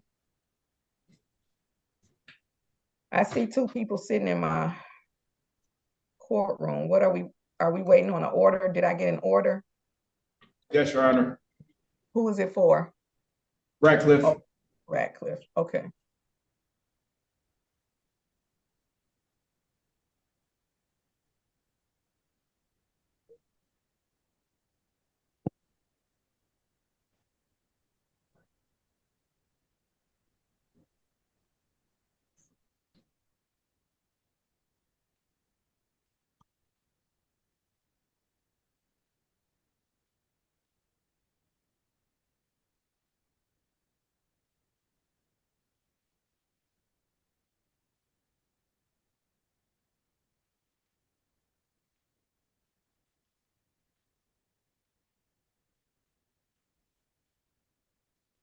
Okay.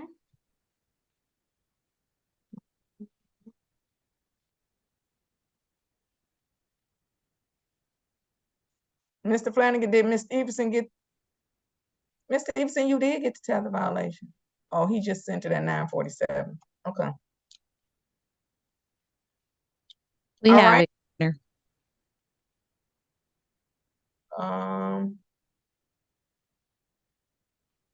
Let's see then. We're ready on Jordan.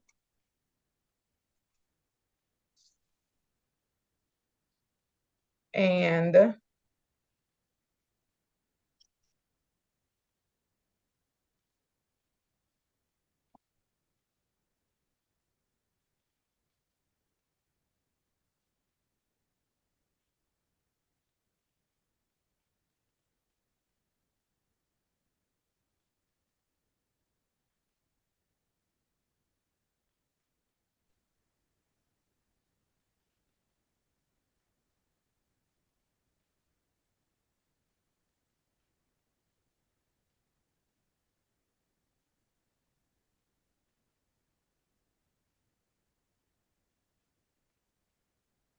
All right, this is case number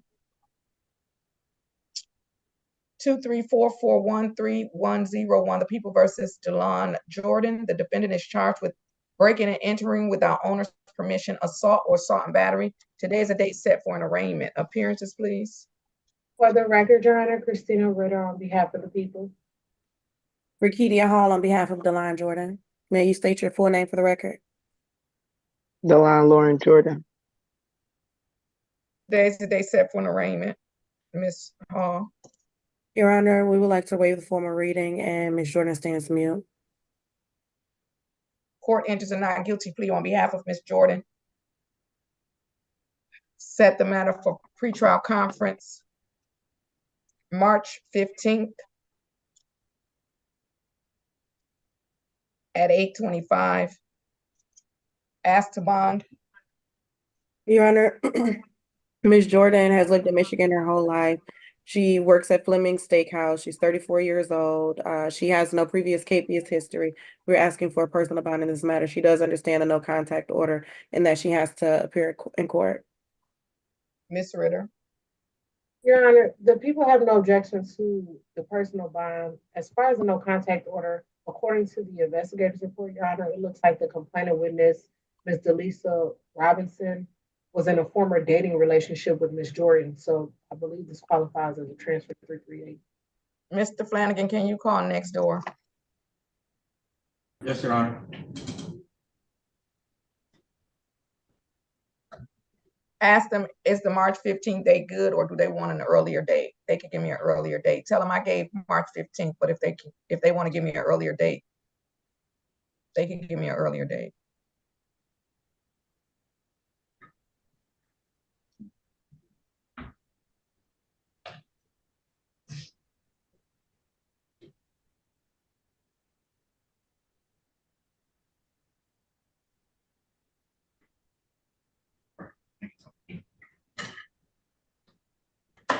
Your Honor, Yes. they had said February 26th at 8:30. All right, so we're going to change that date to February 26th at 8:30.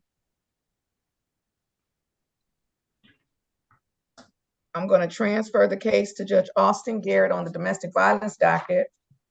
So, Ms. Jordan, did you log into Zoom this morning by clicking on my name or by putting in my Zoom ID number? Putting in your Zoom ID number. All right, so instead of putting in 339 on the Zoom ID number, Okay. those middle numbers, you're going to put 338. So instead of a 9, you're going to just change it to an 8. Everything else is the same. Okay. All right.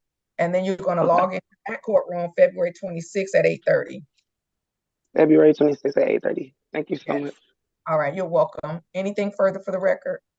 Judge, is the complainant witness required to appear on that date? Of course, yes. Okay, nothing further from the people. Nothing further from Ms. Jordan. All right. Okay, then, Ms. Jordan, you're all set. Have a great day. Stay safe. Thank you. You as well. Thank you. All right.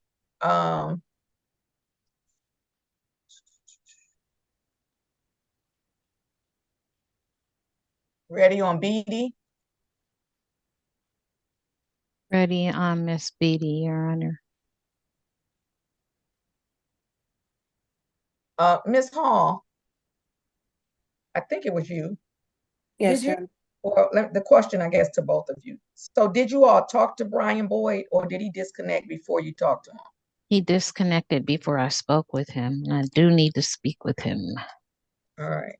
I'm ready on Beatty. This is case number 194657202. The people of the state of Michigan versus Francis Marie Beatty. The defendant is charged with assault or assault and battery. Today is the date set for final pretrial conference. Appearances, please. For the record, Your Honor, Christina Ritter on behalf of the people. Janice Stevenson on behalf of Ms. Frances Beatty. Ms. Beatty, ma'am, please unmute and say your full name. Frances Beatty. Ms. Beatty, I was so glad. Let me tell you something, how competitive I am, Ms. Beatty. It don't even make sense if I'm competitive with the lawyers about people's names being pronounced. So when I said Beatty, And then she said Beatty. I was waiting to see what you were gonna Yeah, people say that a lot. Yeah. really It's though. hilarious. Miss B, I was hoping I was right. That don't even Yeah, make sense. it's Okay. BB. Okay, well, what did I say? You said Beatty. Oh, okay, like Warren Beatty. Okay. And I said Okay. Beatty. Beatty? Is it Beatty?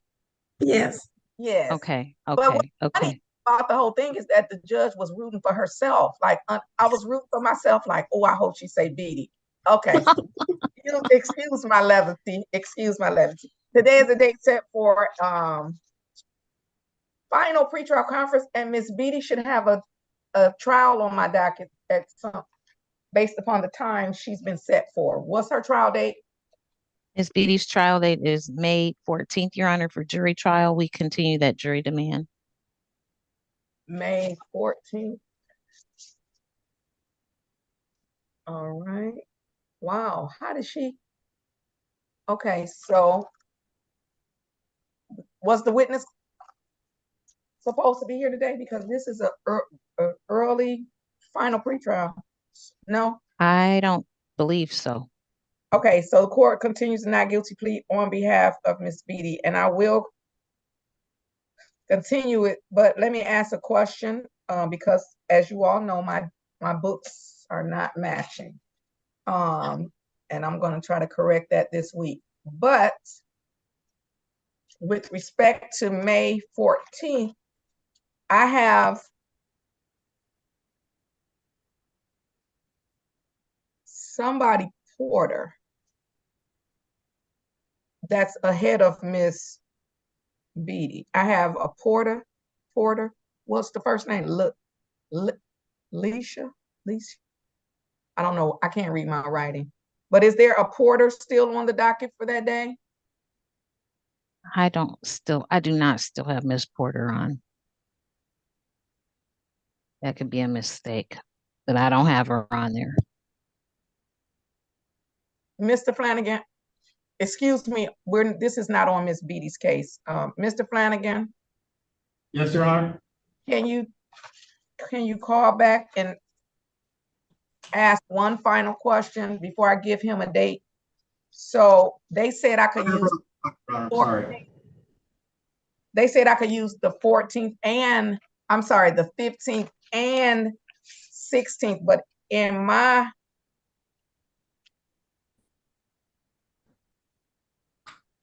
okay.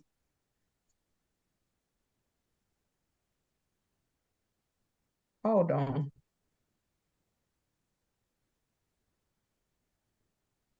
Well, first of all, I already put cases on the 15th, looking in this other book of mine.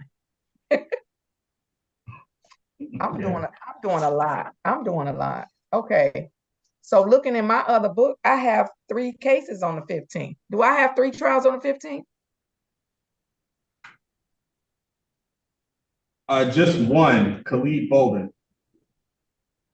No, what happened to Sherry Hardy? Oh, sorry. Sherry Hardy is on the 16th, but I was gonna move it to the 15th because of the Tigers game. But let me ask a question. So we need to move Hardy. Well, before we move Hardy, you said that they said I could also use the 16th. So my question is, why are they saying that? I have that the 16th is a Tigers game.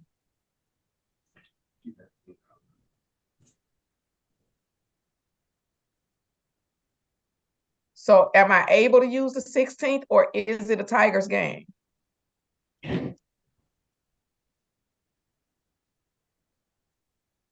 I have Tigers game that week, April 16th, 17th, and 18th. According to something that Mr. Navin has sent out before he left, I think. Okay. Right.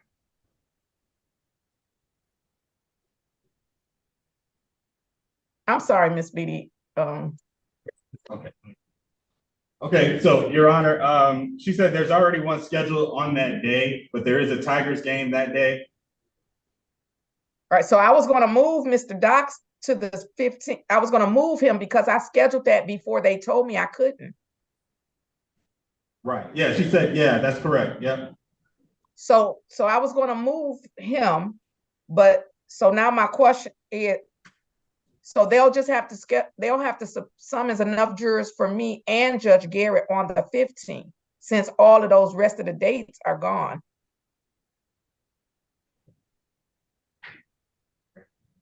Okay, so that's good, but thank you. Okay. Okay, so with respect to Ms. Beatty, the court continues your not guilty plea. And she has a trial date. Tell me again, which one was her date? March, I'm sorry, May 14th. May, okay. So May 14th, in my book, I have, oh, so that's where we were. So I do apologize. So you all told me Porter is no longer on the books. Porter Correct. is, okay. So then she's the next in priority. All right, so then we will continue. I'll put this as a go. We will continue to jury trial May 14th. Now this is February. Do we need another final pretrial conference? Ms. Ritter, when is the last time you've spoken with your witness? July 24th, 2023, they appear for a pretrial conference. Mm-hmm. Well, let's just do this. Let's set a final pretrial conference for May 10th. That's the Friday before the jury trial. Make sure that the people's witness is still available to move forward.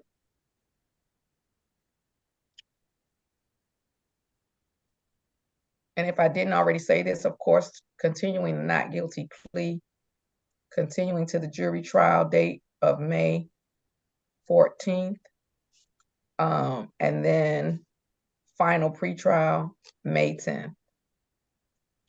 That final pretrial is at 9:10, and the people just, if they're able to proceed, then we'll proceed.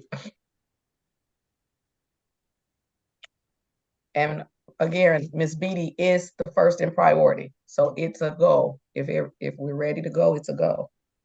Okay. Thank you, Your Honor.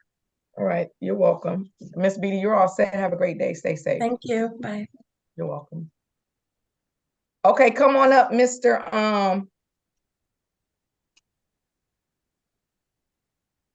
Powell, I think it is. Come on up, Mr. Powell. That's Mr. Johnson, Your Honor. Oh, not Mr. Oh, Mr. Johnson. Come on up, Mr. Johnson. Oh, yeah, because that was a whole different lawyer. Come on up, Mr. Johnson.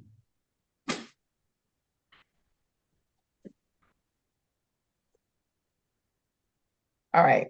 Well, Mr. Johnson, I thought I didn't even have cases on April 15th, but I do already. So I did that without even consulting with them. Okay. So give me the date again that Mr. Johnson was scheduled for. March 5. March 5th. And he has been bumped by Gibson. What I'm going to do is go ahead and then just put Mr. Johnson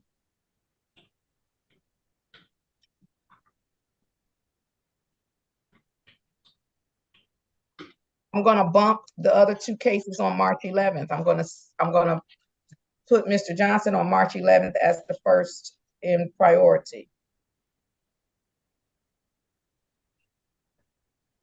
So we're going to move his trial 1 week.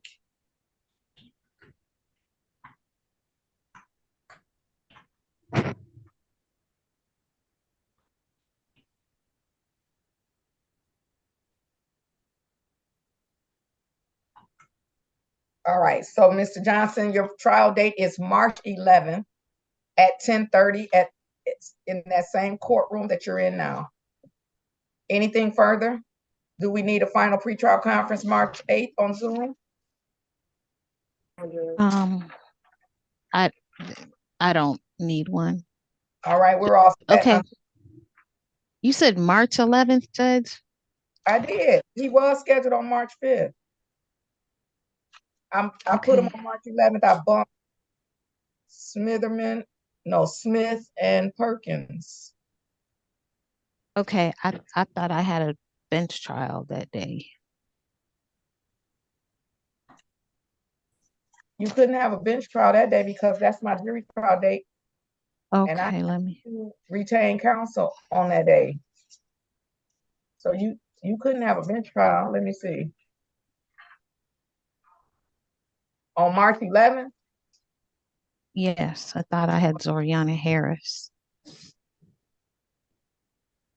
I do see Zoriana Harris on here crossed off.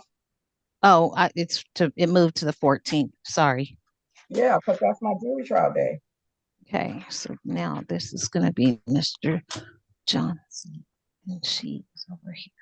All right, then we're all set, Mr.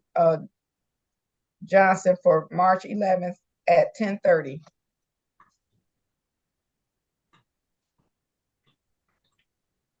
Anything further? No, thank you, Judge. Nothing on behalf of Mr. Johnson. Thank you, Your Honor. All right, we're all set. Have a great day, sir. Stay safe.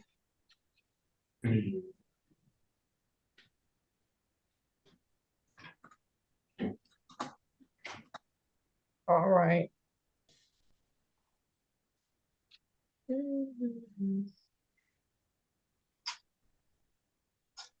Your Honor, I have a question about Mr.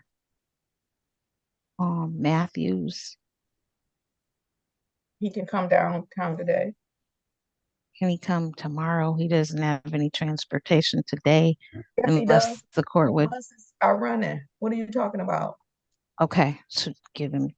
I don't know. I mean, I have a jury trial tomorrow. I have a jury trial. Mr. Flanagan, how many do we have tomorrow? We do have something in the afternoon too. Tomorrow. I have a jury trial tomorrow. Mm-hmm. I have a jury trial tomorrow. I'm not. How many do we have in the morning? He could come before my jury trial, maybe. I mean. Okay. How many do I have, Mr. Flanagan? Your Honor, total tomorrow, 32. Oh, that's in the. So that's already heavy. So no, he can't come tomorrow. He can come today. He can't come tomorrow. Today was his day.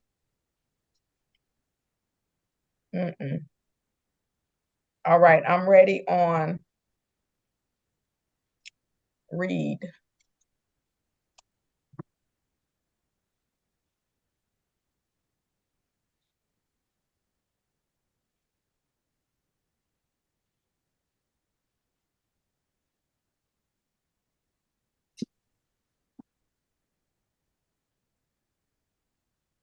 This is case number 224433201, the People versus Charles Cortez Reed. The defendant is charged with child abuse, 4th degree. Today is a date set for final pretrial conference appearances, please. For the record, Your Honor, Christina Ritter on behalf of the people. Janice Stevenson appearing on behalf of Mr. Charles Reed. Mr. Reed, sir, please unmute and say your full name. My name is Charles Cortez Reed. Today is a date set for final pretrial conference. How are we proceeding? Mr. Reed continues his plea of not guilty, Your Honor. We have jury trial scheduled in this matter for March 25th. Mr. Reed is asking that he's waiving his rights into the jury trial, asking that the matter be heard by the court.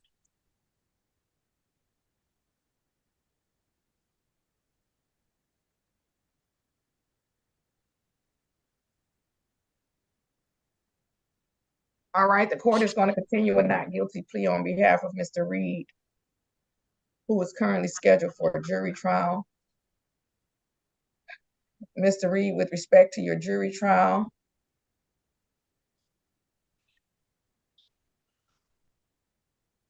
your lawyer has indicated that you want to waive your right to a jury trial and have the matter heard by the court. Is that what you want to do? Yes, Your Honor. Sir, do you understand that if I accept a waiver from you today, that you will not have a jury to hear your case and that I will be the only decision maker in your case? Yes, Your Honor. Has anyone threatened you in any way or promised you anything that was not placed on the record to get you to give up your right to a jury and have the matter heard by me? No, Your Honor. All right, then the court, I'm sorry, any objection from the people? No, Your Honor, thank you. Having no objection from the people, finding that the waiver has been made freely, knowingly, and voluntarily, the court accepts the waiver. And I will set the matter for waiver trial.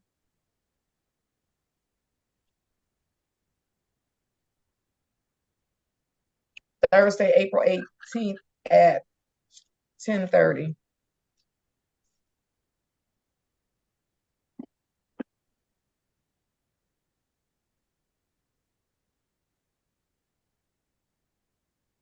Let me just make sure.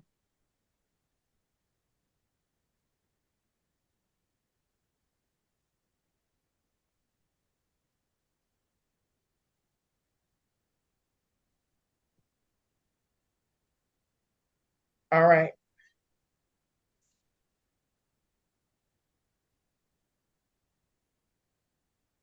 Anything further? No, thank you, Your Honor. Nothing on behalf of Mr. Reed. Thank you, Your Honor. Mr. Reed, you're all set until April the 18th at 10:30.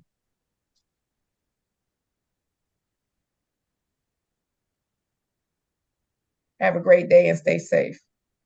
Thank you, Your Honor. You're You welcome. too. Thank you.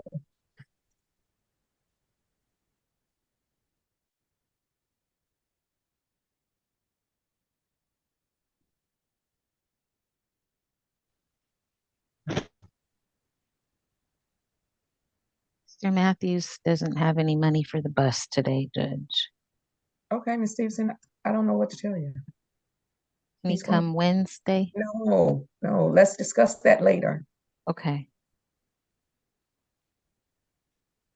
I'm ready on Mr. Issa. Mr. Matthews isn't going to be showing up for court today, and may end up getting a warrant issued for his arrest, but he may not. Ms. Ritter will let you know if the court adjourns the case, okay? Sure. All right, thank you for waiting patiently. No problem. All right, have a great day, stay safe. Me too. Bye-bye. Bye-bye.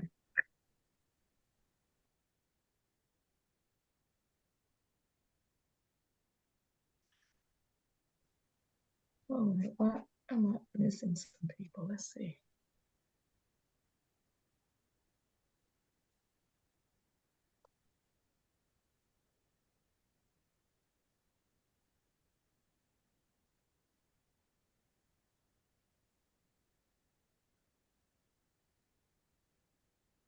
I'm ready on Bradford. This is case number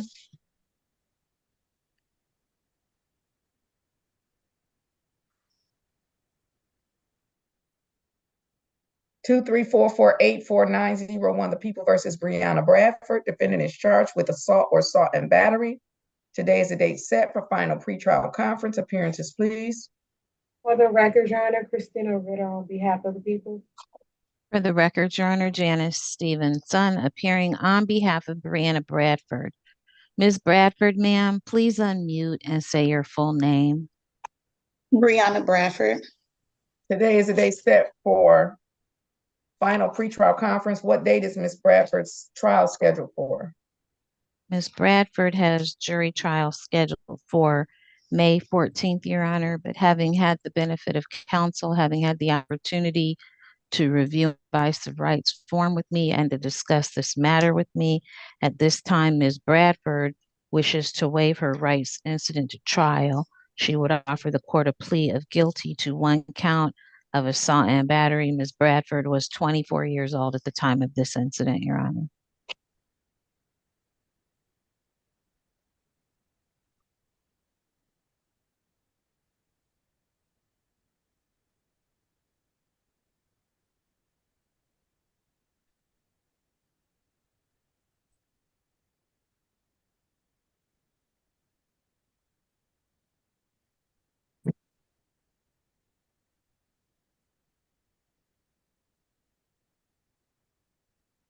All right, Ms. Bradford, the court is going to share.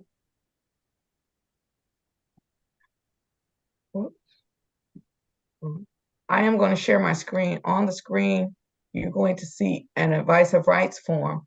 My question to you is, have you had an opportunity to review for yourself or to go over with your lawyer your constitutional rights? Yes. When you did that, did you understand your constitutional rights? Yes. Do you understand that this is a misdemeanor and therefore you have a right to a trial? However, if I accept a plea from you today, you will be giving up your right to a trial. Yes. Has anyone threatened you in any way or promised you anything that was not placed on the record today to get you to enter into this voluntary plea? No. Are you currently on probation or parole? No. Finally, drawing your attention to number 11 on the advice of rights form, do you understand that by entering into this voluntary plea, you may be giving up your right to an automatic appeal, and if you were to change your mind about the plea, you would either have to request permission of this court to set aside your plea or request permission of the circuit court to appeal the conviction. Do you understand? Yes. With that understanding, do you still want to enter into this voluntary plea? Yes. Raise your right hand for me, please. Do you swear or affirm that the testimony you're about to give will be the truth, the whole truth, and nothing but the truth, so help you God? Yes. All right, you may put your hand down, Ms. Stevenson. Thank you, Your Honor. Ms. Bradford, on June 24th of 2023, were you present at 1130 Holcomb Street in the city of Detroit? Yes. And did you come into contact with Gabrielle Aldridge on that date in that location? Yes. Did you hit Gabrielle Aldridge without her permission? Yes. And at the time of the incident, were you 24 years old? Yes. Thank you. With that, Your Honor, defense is satisfied. Are the people satisfied? People are satisfied, Judge. The court is satisfied. I will accept a guilty plea to one count of assault or assault and battery. Having accepted that guilty plea, the court is going to set the matter for sentencing, and I will set sentencing for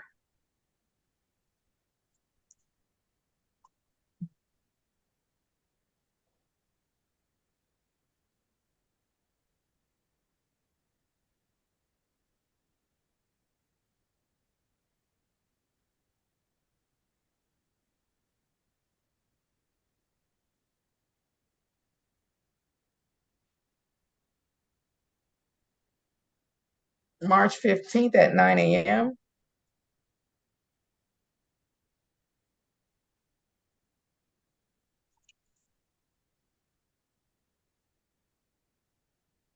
Well, is anyone requesting a pre-sentence investigation? Are the people? No, Judge, I had a copy of Ms. Bradford's CCH, so we have no objection to the item. All right, the court is going to set the matter for March 15th. And then actually I'll put it at 9:59.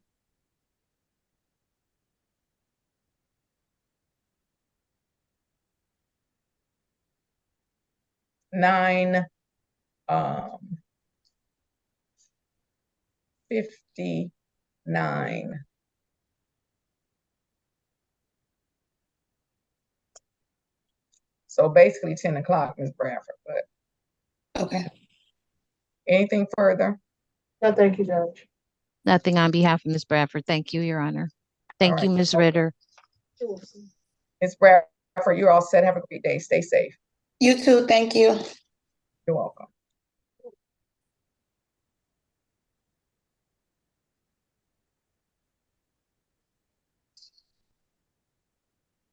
All right, ready on.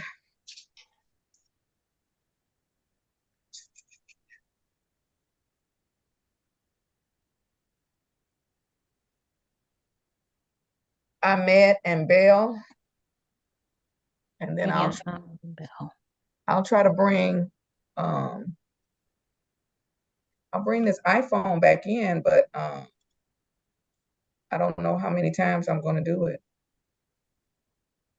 So I'm ready on Bell and then Ahmed. We'll see if the iPhone connects again. This is case number 22442150, the people of the state of Michigan versus Keith Jerome Bell. The defendant is charged with 1 count of assault and battery. Today is the date set for a final pretrial conference. Appearances, please. For the record, Your Honor, Christina Ritter on behalf of the people. Janice Stevenson on behalf of Keith Jerome Bell. Mr. Bell, please tell the judge your full name. Keith Jerome Bell. All right. I don't know why the iPhone came out of the breakout room. I'm not going to do this. I need the iPhone to go back into the breakout room and stay there.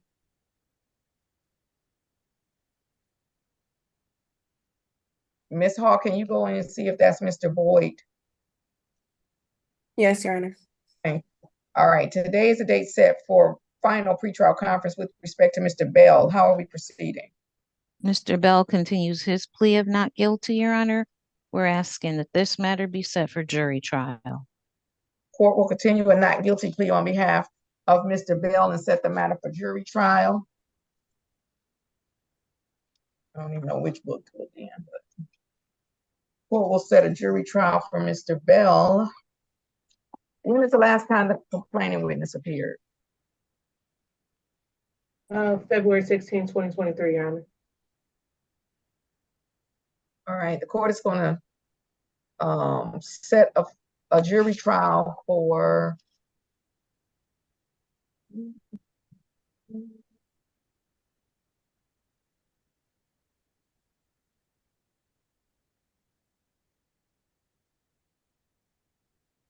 let's set the jury trial for May 14th. Of course, it won't go that day because we just set one. It will be the second in priority. However,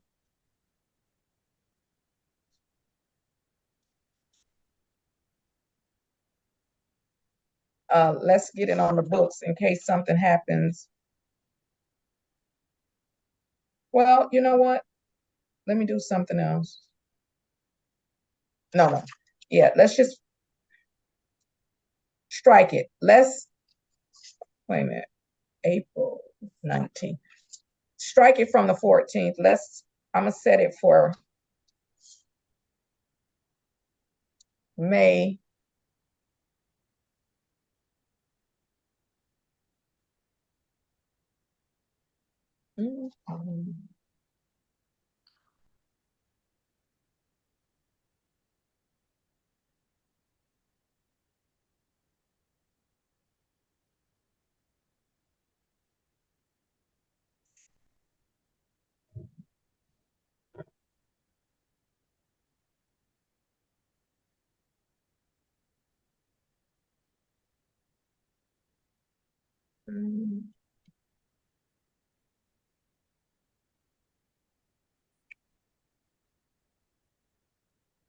I'm gonna set it for May 28th.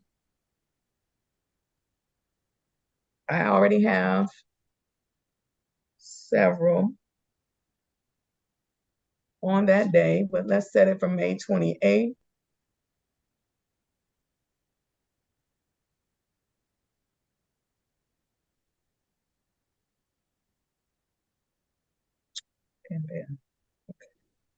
And then with respect to bail, I'm going to give a final pretrial conference where the complaining witness is required to appear, or the people will have to indicate that the complaining witness is still available for prosecution since it has been a year. Let's set that final pretrial conference for March the 13th.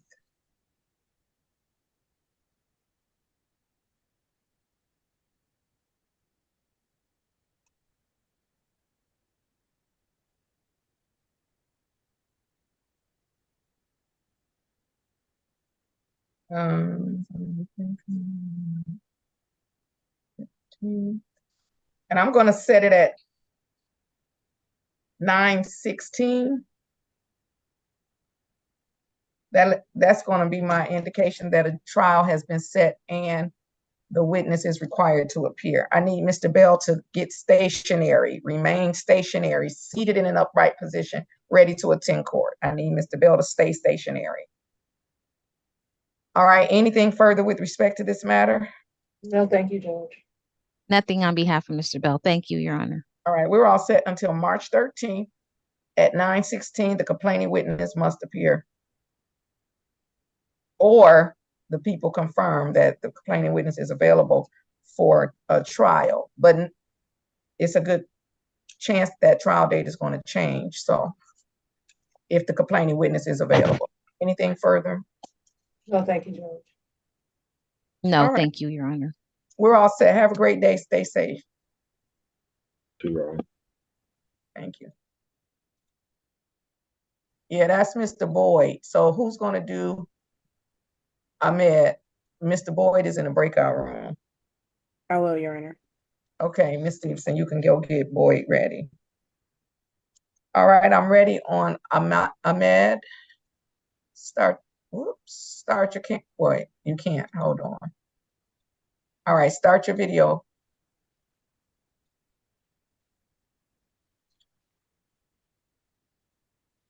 Okay, there we go. This is case number 224467402, People versus Nasser Ahmed. Defendant is charged with retail fraud. Today is the date set for final pretrial conference. Appearances, please. For the record, Your Honor, Christina Ritter on behalf of the people. Virkidia Hall on behalf of Nasser Ahmed. Sir, can you state your full name for the record? Nasir Ahmed. Thank you, sir. Today is the date set for final pretrial conference. Ms. Hall, how are we proceeding? Your Honor, Mr. Ahmed would like to continue his not guilty plea and set this matter for a jury trial. The court is going to continue with not guilty plea on behalf of Mr. Ahmed. Set the matter for jury trial.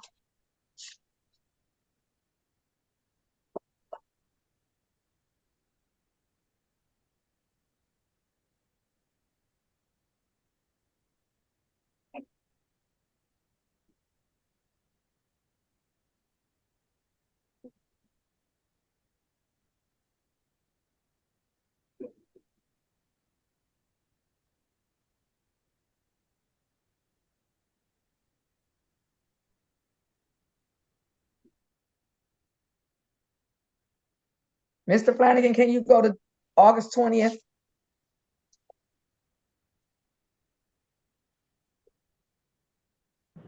Yes, Your Honor, I'm there.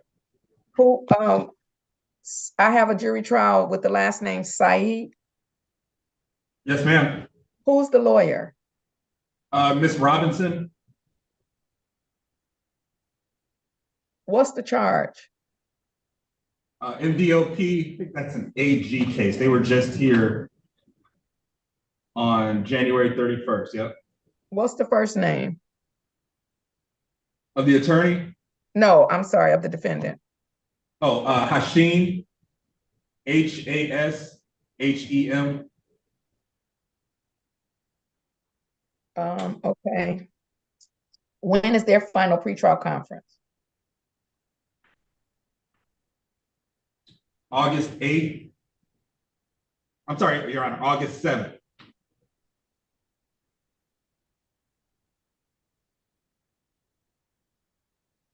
All right, the court is going to set this matter for jury trial, August the 20th.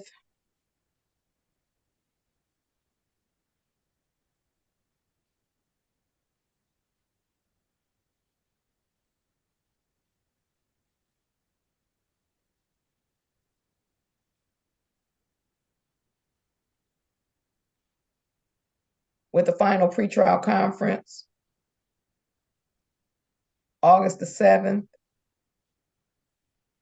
And Mr. Ahmed will be the second in priority. So if the other case doesn't go, his will go. If not, we'll change his to a different date. All right.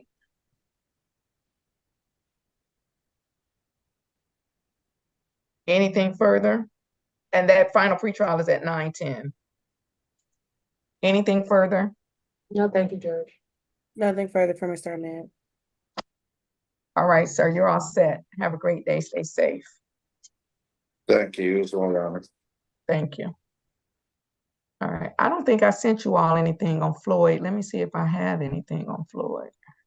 And Your Honor, just so you know, the jailer for the tether violation, they just disappeared. So we haven't had an opportunity to speak with them. They was tired of us and waiting. Who knows? What was the person's name? It was Steve Evans. Oh, yeah. Mr. Flanagan, maybe you could see if the court is, if the jail is going to bring him back. Okay. And then once you do that, can you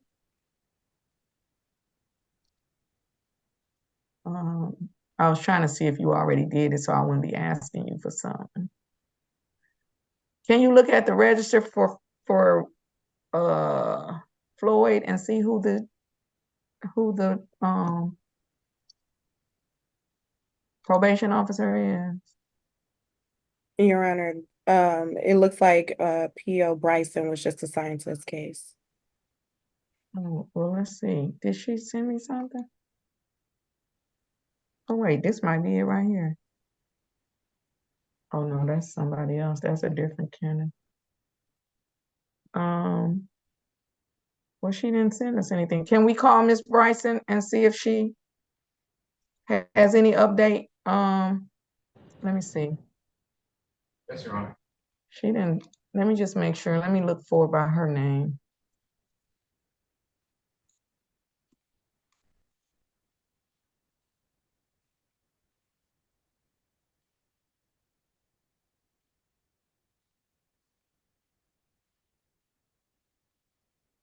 I don't see anything from her. Can see if she's able to log in or just ask her if she has an update.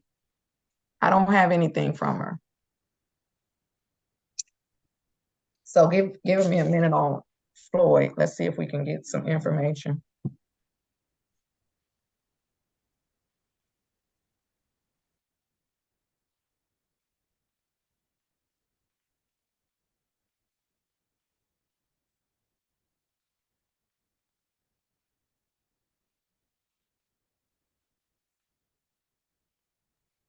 Your Honor. No. I wasn't asking to leave, Judge. I was just going to tell the court I'm stepping away from it. Okay. Thank you.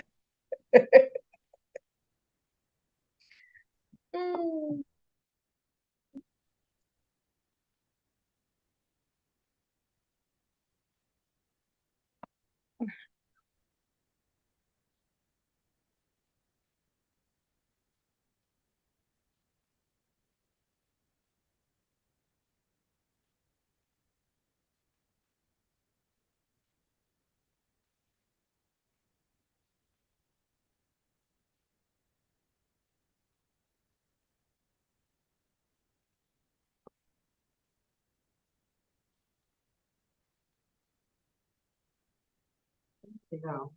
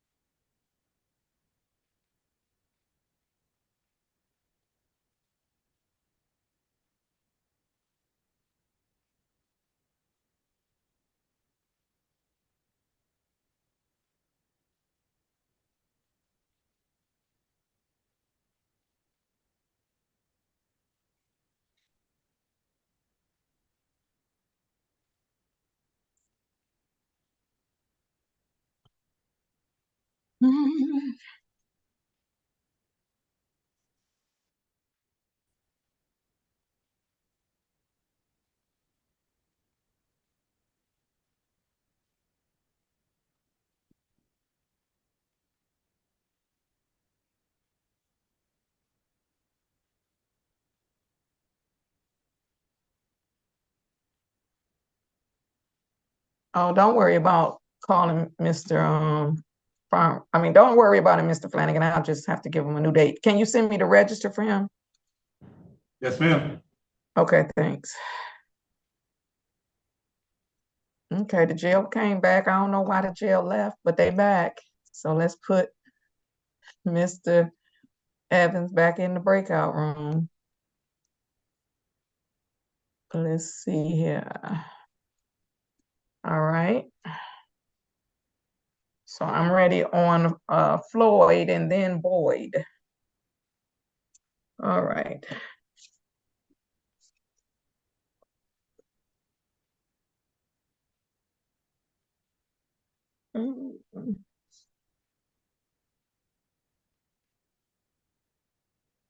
All right, this is case number 184609601, the people versus Kenneth Raymond Floyd. Defendant is charged with operating while intoxicated. Today is the date set for review. Ms. Hall. Rakedia Hall on behalf of Kenneth Floyd. Sir, may you unmute yourself and state your full name for the record?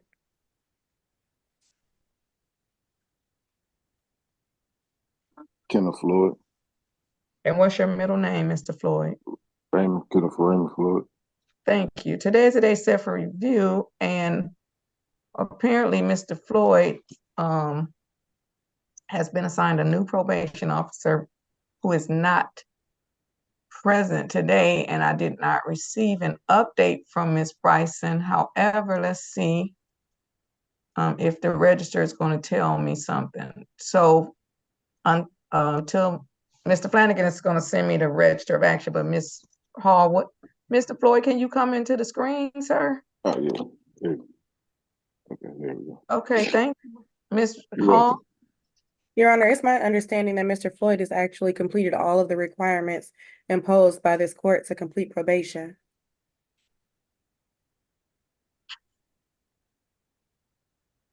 Let's see. Mr. Flanagan. Yes, Your Honor. Did you receive a request for a probation discharge on Mr. Floyd? No, Your Honor. Then perhaps probation doesn't agree with the assessment that he has completed the terms and conditions of the probation. But let's try. Mr. Flanagan, I know I told you don't worry about calling Mr. Farmer back, but can you try? Yes, ma'am. Oh, let's see. Maybe there's something that they have that will help us. So it looks like Mr. Floyd was placed on probation by me back in April of 2023. He was ordered to complete the victim's impact panel, watch the consequences video, attend the alcohol highway safety. He was ordered to submit to urinalysis and pay $11.30. So, whoops. First of all, let's see. So he does have a zero balance according to the Register of Action. I'm having a hard time with Mr. Floyd's camera angle. I'm having a hard time with it.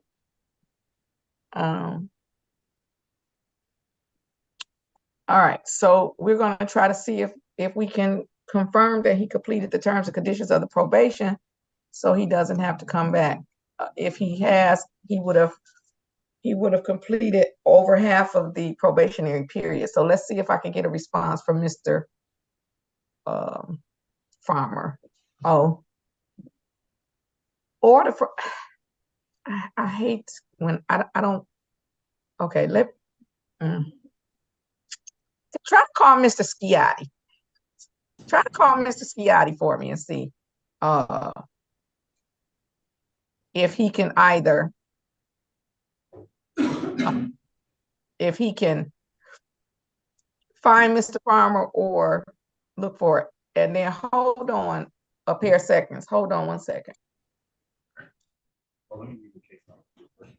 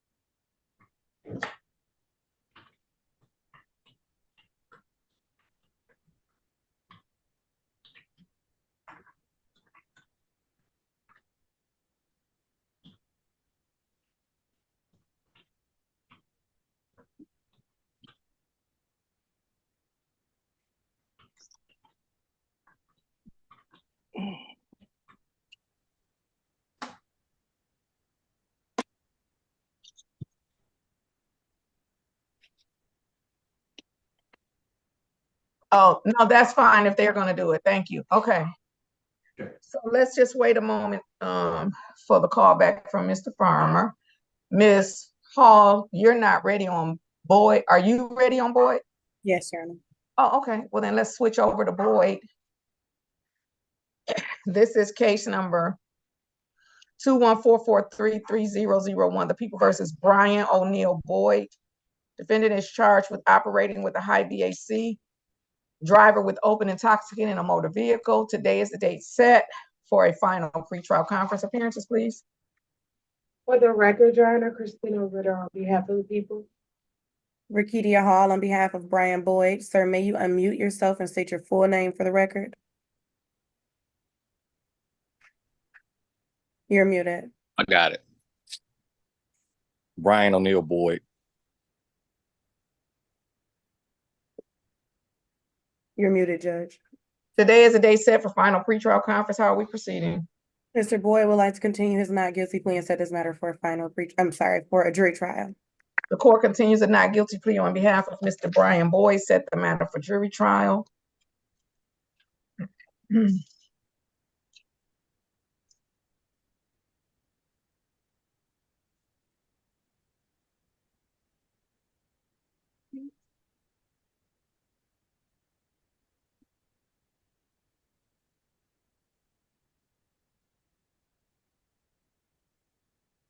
Mr. Flanagan, can you go to August 26th, please?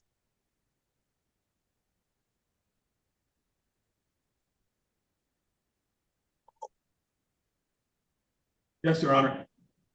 Do I have any? Nothing on that day.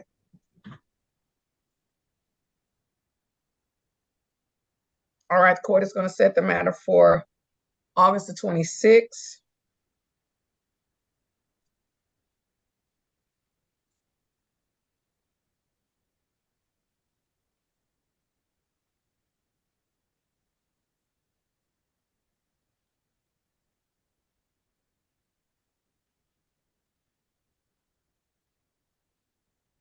With the final pretrial conference, August the 16th.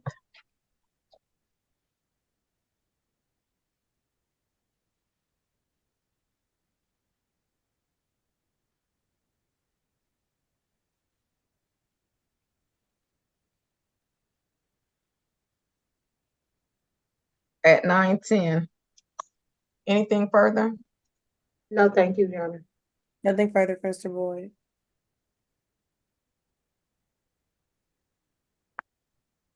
All right then, Mr. Boyd, you're all set. Have a great day. Stay safe, and I'll see you August the 16th at 9:10 on Zoom. Okay. Have a great day. All right. Thank you.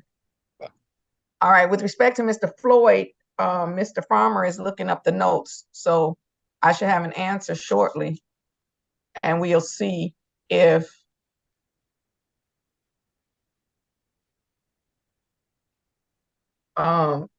probation agrees with Mr. Floyd that he has completed the terms and conditions. So let's go on a couple of few-minute break, and I'll see if Mr. Farmer can pull up those notes, okay? Thank you. All right, you're welcome.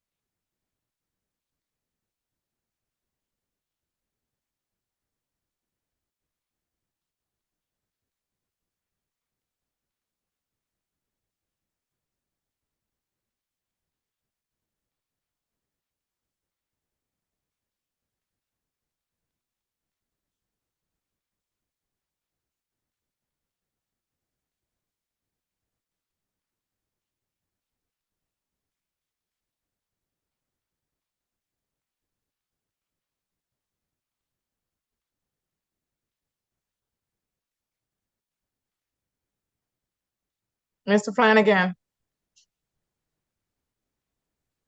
Yes, Your Honor. can you send me the full register for Mr. Evans, who's going to take his hands off his head? Yes, Your Honor. Okay, thanks. All right, are we ready on Evans? Ready on Steve Evans, Your Honor. Ms. Ritter?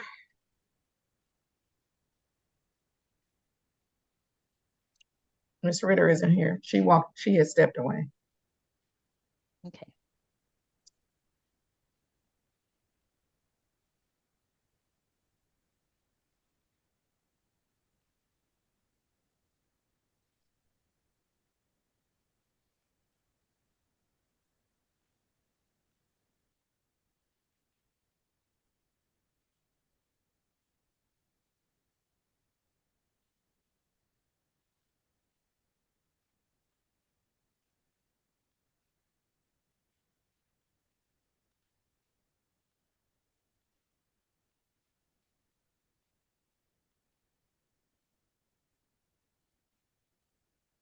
All right, she's back and we're ready on Evans. This is case number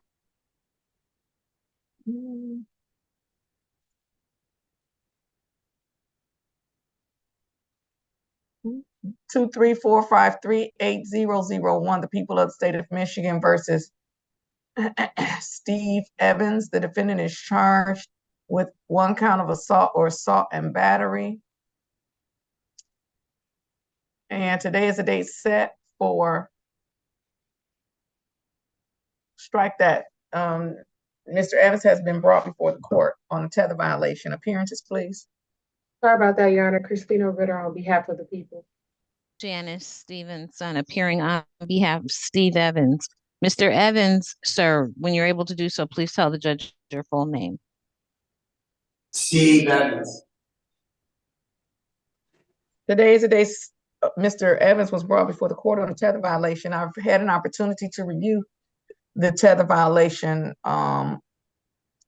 request, and it says that Mr. Evans wasn't abiding by his curfew. He was out. He was in the exclusion zone, and so forth and so forth. Miss Stevenson. Your Honor, Mr. Evans advises me that he did go to a location about 1 full city block away from the address that he's prohibited from going to. He went to a public place, Your Honor, because that's the last place where he had his wallet. So he was at a location about a block away from the prohibited address, looking for his wallet, admits that is within the exclusion zone. He says he got a phone I was call. wondering, how was his wallet in the exclusion zone? That's what I was wondering.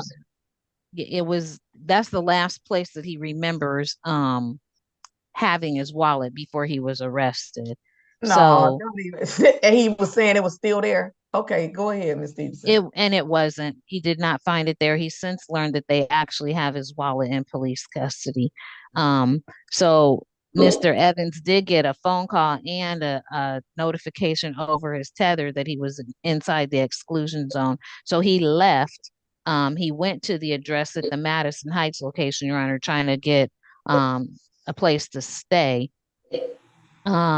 And he was arrested. Mr. Evans actually told me he was arrested on the 2nd. He made it over to the Wayne County Jail by the 4th, which was yesterday, but he was actually, he says, taken into custody on the 7th, having had absolutely no contact with the prohibited address or the individual, the complaining witness, with whom he's prohibited from having any contact.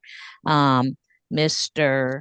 Evans expressed to me he knows that he's scheduled to be in 36th District Court for a pretrial conference on March 6th at 8:30 a.m. He says he'll come to court in person. As soon as he did not go to the prohibited address, and as soon as he was told to leave the exclusion zone, he says he did that. Spent 2 days in jail for not quickly and fully complying with the tether agent's orders. So I would ask the court at this point to dismiss the tether violation. I'd ask the court to consider removing the tether, Your Honor. Why is the jail off video?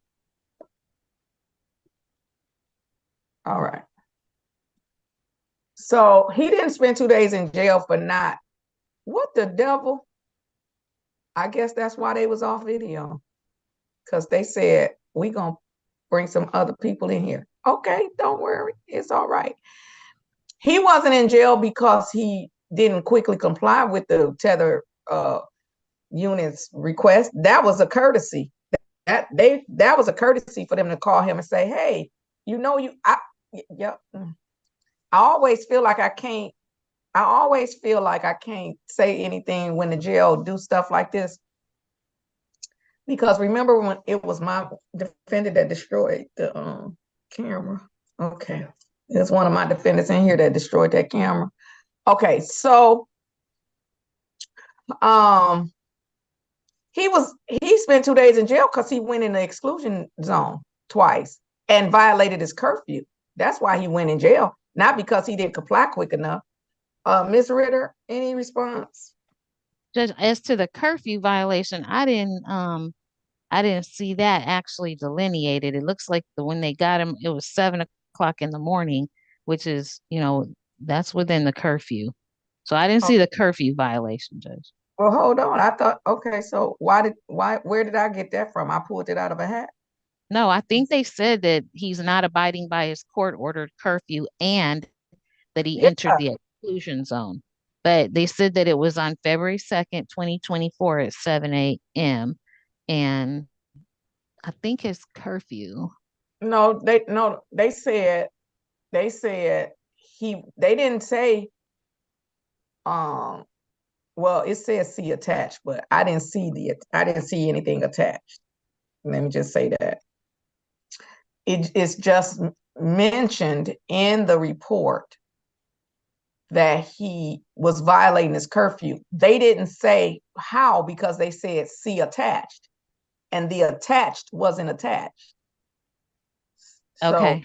The register says the tether is 10 p.m. to 7 a.m. What I'm saying to you, Ms. Stevenson, is you have no idea what they're saying about him violating the curfew because they never tell us exactly what time. They said on 2 separate occasions he violated the curfew and he was in the exclusion zone. But it's no, other than them mentioning it, it's no proof of it because I don't see the attached.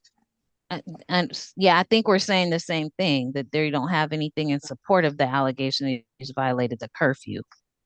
Okay. And then when they arrested him at 700 hours, or they said on February 2nd, they noticed he wasn't abiding by the thing, or February 4th. And then the jail unmutes. Okay, so that's that. Ms. Ritter, any response? Yeah, so just according to the report, I'm just going to ask the court to continue Mr. Evans' bond and not remove the tether at this time. All right, so here's the thing. This is how I feel about tethers. I don't know that they're necessary for these types of cases. Right? And then when the magistrate puts a person on a tether, sometimes they get to me right away and ask me to remove the tether. And then sometimes they don't get to me right away. And then when they don't get to me right away and the defendant is on tether and they violate the tether, then I say, oh, they probably should be on tether because they're violating the tether. They're not following the instructions. The fact that he thought that his wallet was in the exclusion zone is no excuse for going into the exclusion zone. His wallet could have been on the porch of the person who he's prohibited from being in contact with. And guess where his wallet was going to stay? On the porch of the person he's prohibited from being in contact with, unless and until he got permission from the court to go to the porch to get his wallet. But what we don't do is go in the exclusionary zone without permission saying, oh, I was looking for my wallet. Who cares? Of course I'm going to take his word for it. Oh, of course I'm not. Of course I'm not going to take his word for it because there's no reason to go into the exclusionary zone. I really want the county to stop. I just want them to stop.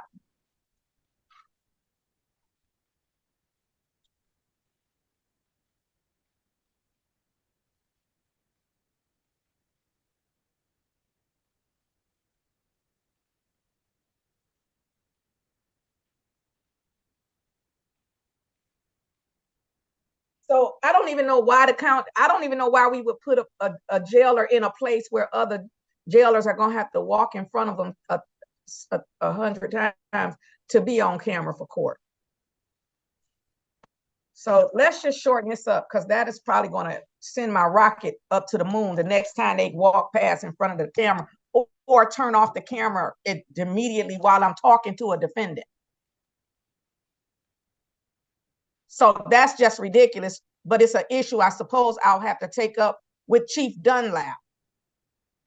I'm not going to remove the tether. Anything further, the tether remains. So thank you, Your Honor. The bond is reinstated, the tether remains. We'll see him on his next court date. Ms. Stevenson, you're muted if you're talking. Thank you, Judge. Could we have the curfew canceled if the tether remains? Yeah, I guess so. But, well, he was violating the curfew, though. He wasn't paying attention to the curfew. No, anyway, he needs to follow instructions. He needs to learn how to follow rules. But well, we can't, no, they won't let us just take away the tether. I mean, the curfew. They want us to have a curfew. So what is his current curfew? So I would ask who is they, but the curfew is 10 p.m. to 7 a.m. What you mean, who is they? The people who do the tether, so that they can monitor whether the people are in compliance with the tethers. So he need a curfew. So if you bring that issue up on somebody who wasn't violating the curfew. I understand, but okay. The curfew said it's gonna let the tether, it's gonna let the police know and the jail know whether or not Mr. Evans is someplace where he's not supposed to be.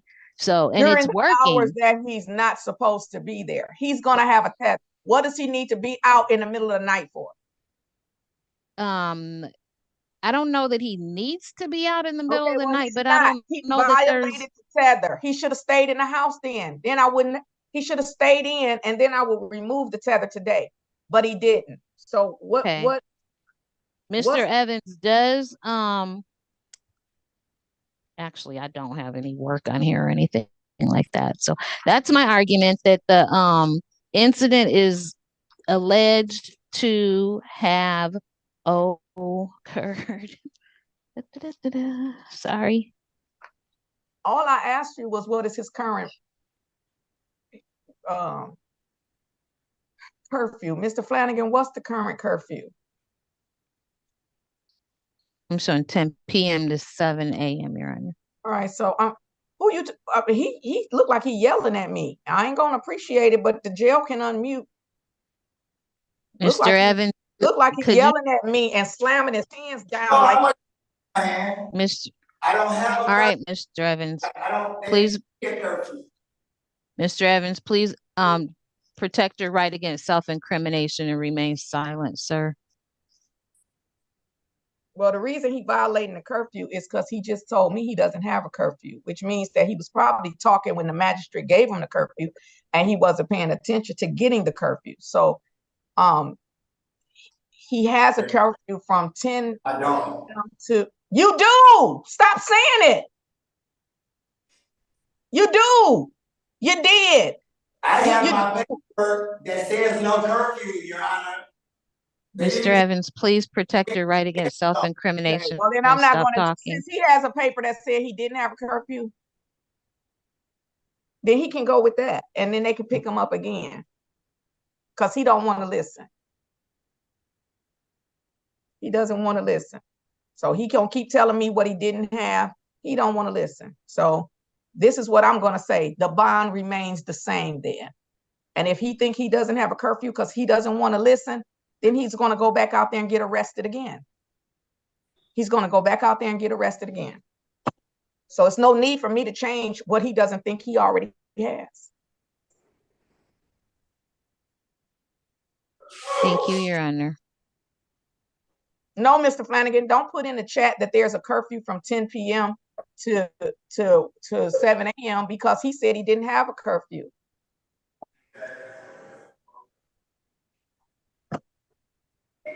I was going to change the curfew, but he said he didn't have one. And so everybody thinks he has one except him.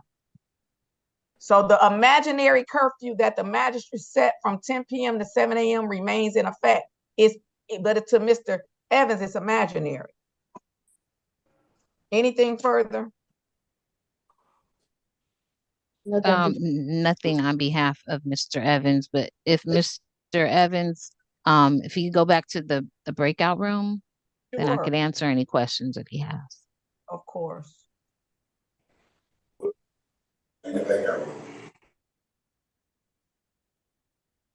All right, we're back on the record with Mr. Floyd, and I did receive something from probation. Let's see here. According to Mr. Farmer, Mr. Floyd did not do the victim's impact panel, and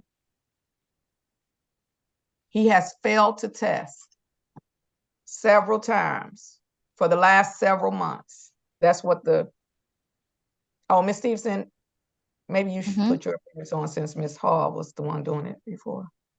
Okay, for the record, Your Honor, Janice Stevenson appearing on behalf of Mr. Kenneth Floyd. All right, so Ms. Hall said that Mr. Floyd said that he had completed. Mr. Floyd, please sit up for court. Just sit up straight for court for me. That Mr. Floyd said he had completed all the terms and conditions. So I hunted down probation. His probation officer is Ms. Bryson, but she's not here today. So Mr. Farmer sent the court an update indicating that what did I just do with the update? Hold on. Indicating that Mr. Floyd still needs to complete the victim's impact panel, and he has failed to test for several months, and they say they submitted a violation to me, but I don't, when I put this in my search engine, I didn't see any violation request submitted, but they said they submitted a violation previously. So did you all need to speak to Mr. Floyd about the fact that he is failing to test on an OWI case, and his failure to test means that he's tested positive on however many times he did not test, and that is a violation of his probation? Yes, I would. Go ahead. Yes, I would like an opportunity to talk with Mr. Floyd, Your Honor, but so does the court have a violation, or? I didn't see it when I it wasn't Google. When I searched my email, I didn't see it. Mr. Flanagan, is there a request in the file for a violation? Yes, Your Honor, signed by Judge Baltimore. Oh, see, it wasn't signed. I didn't know anything about it. When was he supposed to come for violation? It doesn't say it on the docket. What court date was set for the violation? It was set for December 5th. Oh, I still wasn't here. So what happened on December 5th? And on December 5th, Judge Austin Garrett scheduled it for today. Oh, it's not reflected on the docket for today. It just says review. So apparently violation was supposed to be today, but it doesn't say violation hearing today. Okay, so he can go back to the breakout room, but. Okay, so the alleged violation is failure to test. Mr. Flanagan, can you send it to me and Ms. Stevenson? Yes, Your Honor. All right. Thank you.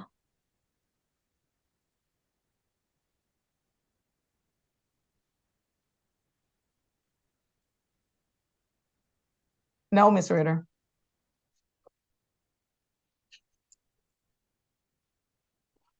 Ms. Ritter, you know what's funny about me saying no? What's that, Judge? If you were in person in court, you wouldn't even act like you would just leave because your stuff will be finished. You know, the court don't, you would just pick up your stuff and leave. I probably wouldn't even do it in person, Judge. Oh.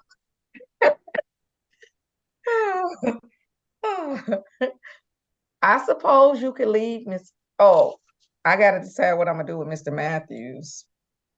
Mr. Flanagan, what day this week do I have space for Mr. Matthews? This week? Not tomorrow, apparently, and not Thursday. I mean, not Wednesday. What about Thursday or Friday? What's the docket like?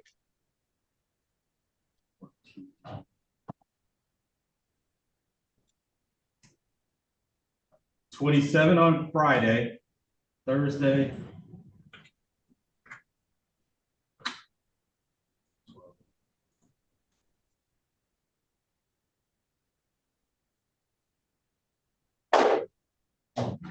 And 28 on Thursday. Bring them on Friday. So, Ms. Ritter, Okay. you could tell your witness if he wants to come back, he could come back Friday. Okay. And then on Friday, it's going to be at 8:35, not 8:36.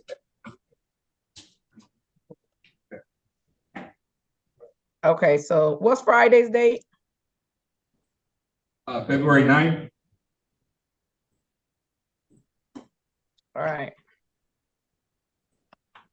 Okay, Ms. Ritter, otherwise you can leave. I'm going to capious the 8:35 person.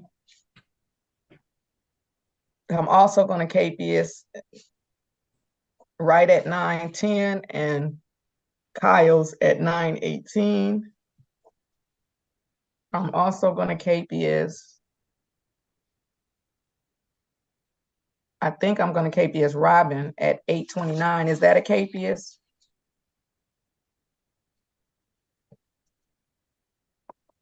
Checking now, Your Honor. Let's see. If the cases are not capious, well, Oh, not a KPS, first time.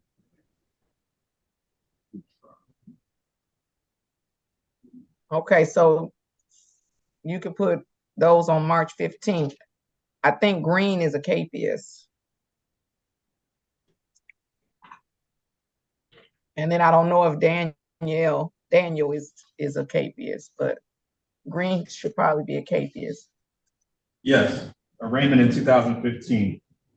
So green is capious, and then Daniel is, well, that really looks like Daniel. I don't know what the name is, but is that a capious? Yes, they KPS in September from a pretrial, in the case ending in 0501. What about the 774 case?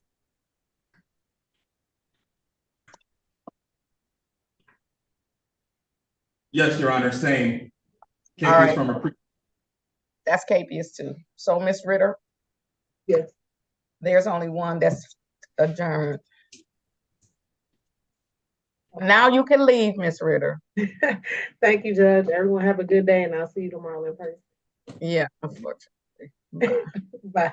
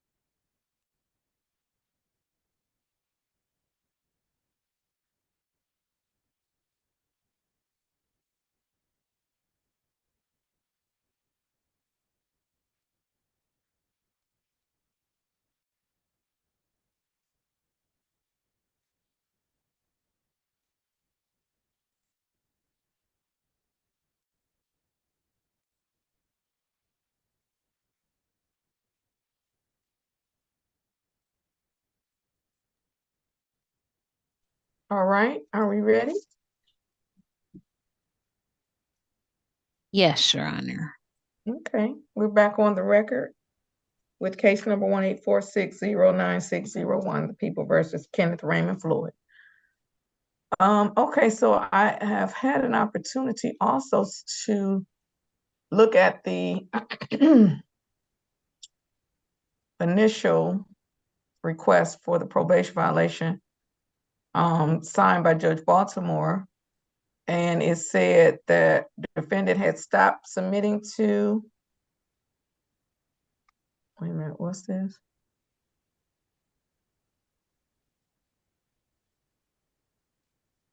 What is this y'all just sent me, Mr. Flanagan?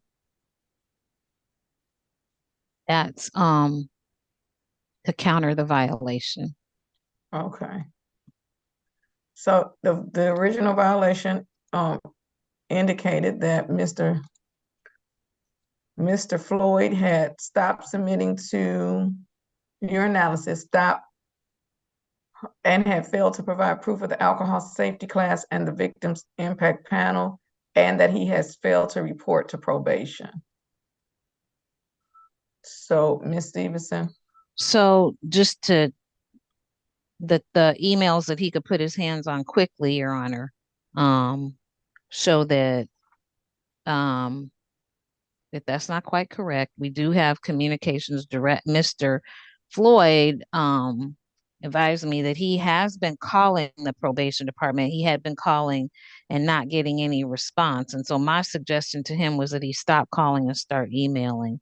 And he did that. The court has two of the emails that he sent in January to Ms. Bryson as well as to Mr. Farmer. I think the court does have the email showing proof of having completed the alcohol highway safety education course. He emailed that directly, I think, to Mr. Farmer, also completing the victim's impact panel. And then even though he wasn't supposed to do this, according to Mr. Floyd, the drug testing agency told him they didn't want him sending that stuff, that they had to send it. And he's like, no, I need to get this directly to my probation officer myself because they're saying I don't do these tests. So he emailed those receipts of tests to Mr. Farmer. And I think he has some more, but just for the sake of, getting to this hearing, Mr. Floyd wants the court to know that that is part of the proof of that he has done what he knows how to do to contact the probation department by telephone, and finally by email. And he has been going to urinalysis, and he did those counseling sessions, Your Honor, and provided proof of that to the probation department. So, Mr. Flanagan, don't send that to me. Send that to Mr. Farmer. Okay. I'm not gonna confirm anything in those emails. I just wanted to, I didn't want to have any ex parte communication with the court, which is why I sent it to Mr. Clerk, Your Honor. Mm-hmm.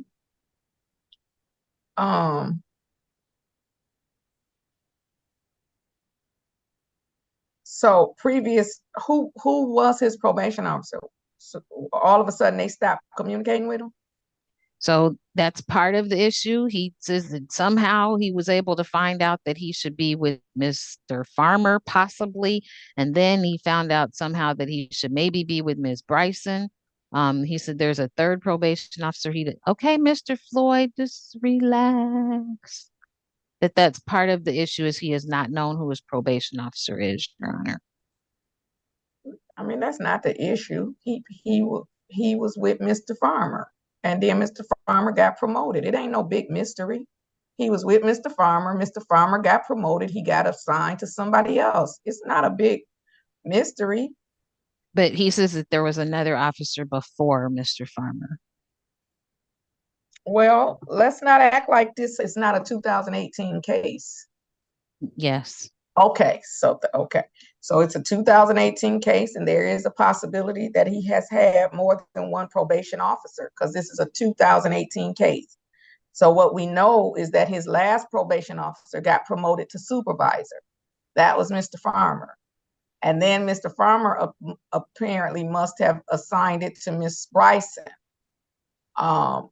And so now it's Miss Bryson. What I'm struggling with at this particular moment is the fact that Mr. Floyd just seems like he can't sit up straight for court. That's what I'm struggling with at this moment. So it looks like he has proof of some things that may have gone to Mr. Farmer, but should have gone to Ms. Bryson because of the switch. I'm sure that as supervisor, Mr. Farmer is getting many more emails than he used to get. That's not an excuse for him not to have responded. So what we're going to do is Mr. Flanagan is going to submit those emails that you sent to me. Now, what you said, Ms. Stevenson, was that those are not all of the emails that he has, all of the receipts. So what I suggest that we just adjourn for a week. Ms. Bryson may have those things in her email. I don't know, but what I want to see is whether or not he has been submitting to the urinalysis, that he was submitting to the urinalysis at the time that Judge Baltimore originally signed for the probation violation order. Now he's almost up to his year, and they kept adjourning it, waiting on me to come. I guess nobody wanted to do it themselves. So I'll be satisfied and discharge him if those receipts are verified by Mr. Farmer or Ms. Bryson, and then we can go ahead and discharge him from probation. So we want to just adjourn it for a week? Because I don't know how long. He said he don't want to adjourn it for a week. Let's adjourn it till April. That's actually, I think, what he was saying at this point. Just let it continue to the end because he kind of keeps coming back. Okay, well then, I mean, well, that's stupid, but go ahead, let's do it. I mean, well, then I don't even need to look at it. If he want to keep paying for drug tests through April, if he want to keep going to drug tests through April, then let's go. No, well, stop shaking your head and things and such then. And let's do the case. You know, I don't come on here to play games. Now, Judge Baltimore signed the order in my absence. I wasn't here. He didn't have the hearing. He scheduled it before I was scheduled to return. Judge Garrett adjourned it. Now we can deal with the fact that it was adjourned and now I'm here and I said I'll look at the evidence, or we can just continue it to April. Lord knows I'm squeezing him in by saying a week adjournment. But if he wants to continue to pay for drug testing and continue to report to probation, then let's do that. Let's just do that. Judge, could I possibly get the information to Ms. Bryson now? I could forward that to her. Not here, Ms. Stevenson. She's not here. Oh, okay. Not here I today. didn't know that. Otherwise, I wouldn't have. I said it. Y'all don't pay attention half sometimes. Okay, I said it. Ms. Bryson is not here. She's not here today. Okay. I don't know when she's coming back. I assume she might be on a week's vacation, as every person is entitled to who works a job. That's why I said adjourn it for 1 week. Okay. But we don't have just to. looking at how Mr. long is the Flanagan, testing what's the been going final on? review date? April 10th. We can adjourn it to April 10th, so nobody has to keep coming back. So could we look at it in a week, Judge? I mean, he has been, initially it was charged with the high BAC. So as a bond condition, he's been testing for over a year now. And I don't know that I've seen any violations. This is what's bothering me, and I'm just going to let you know what's bothering me. Yes, Your Honor. When I said adjourn it to a week, nobody wanted to adjourn it to a week. Right? When I was going to squeeze Mr. Floyd in, he was shaking his head no. And then you said, well, he just prefer to come in April. Now I said in April, now everybody want me to adjourn it for a week. Could we have a week, please, Judge? Let's just have a week. Let's come back next week and we'll see what Ms. Bryson has to say. Okay. Let's come back next Monday. at the same time. Anything further? Nothing on behalf of Mr. Floyd. Thank you.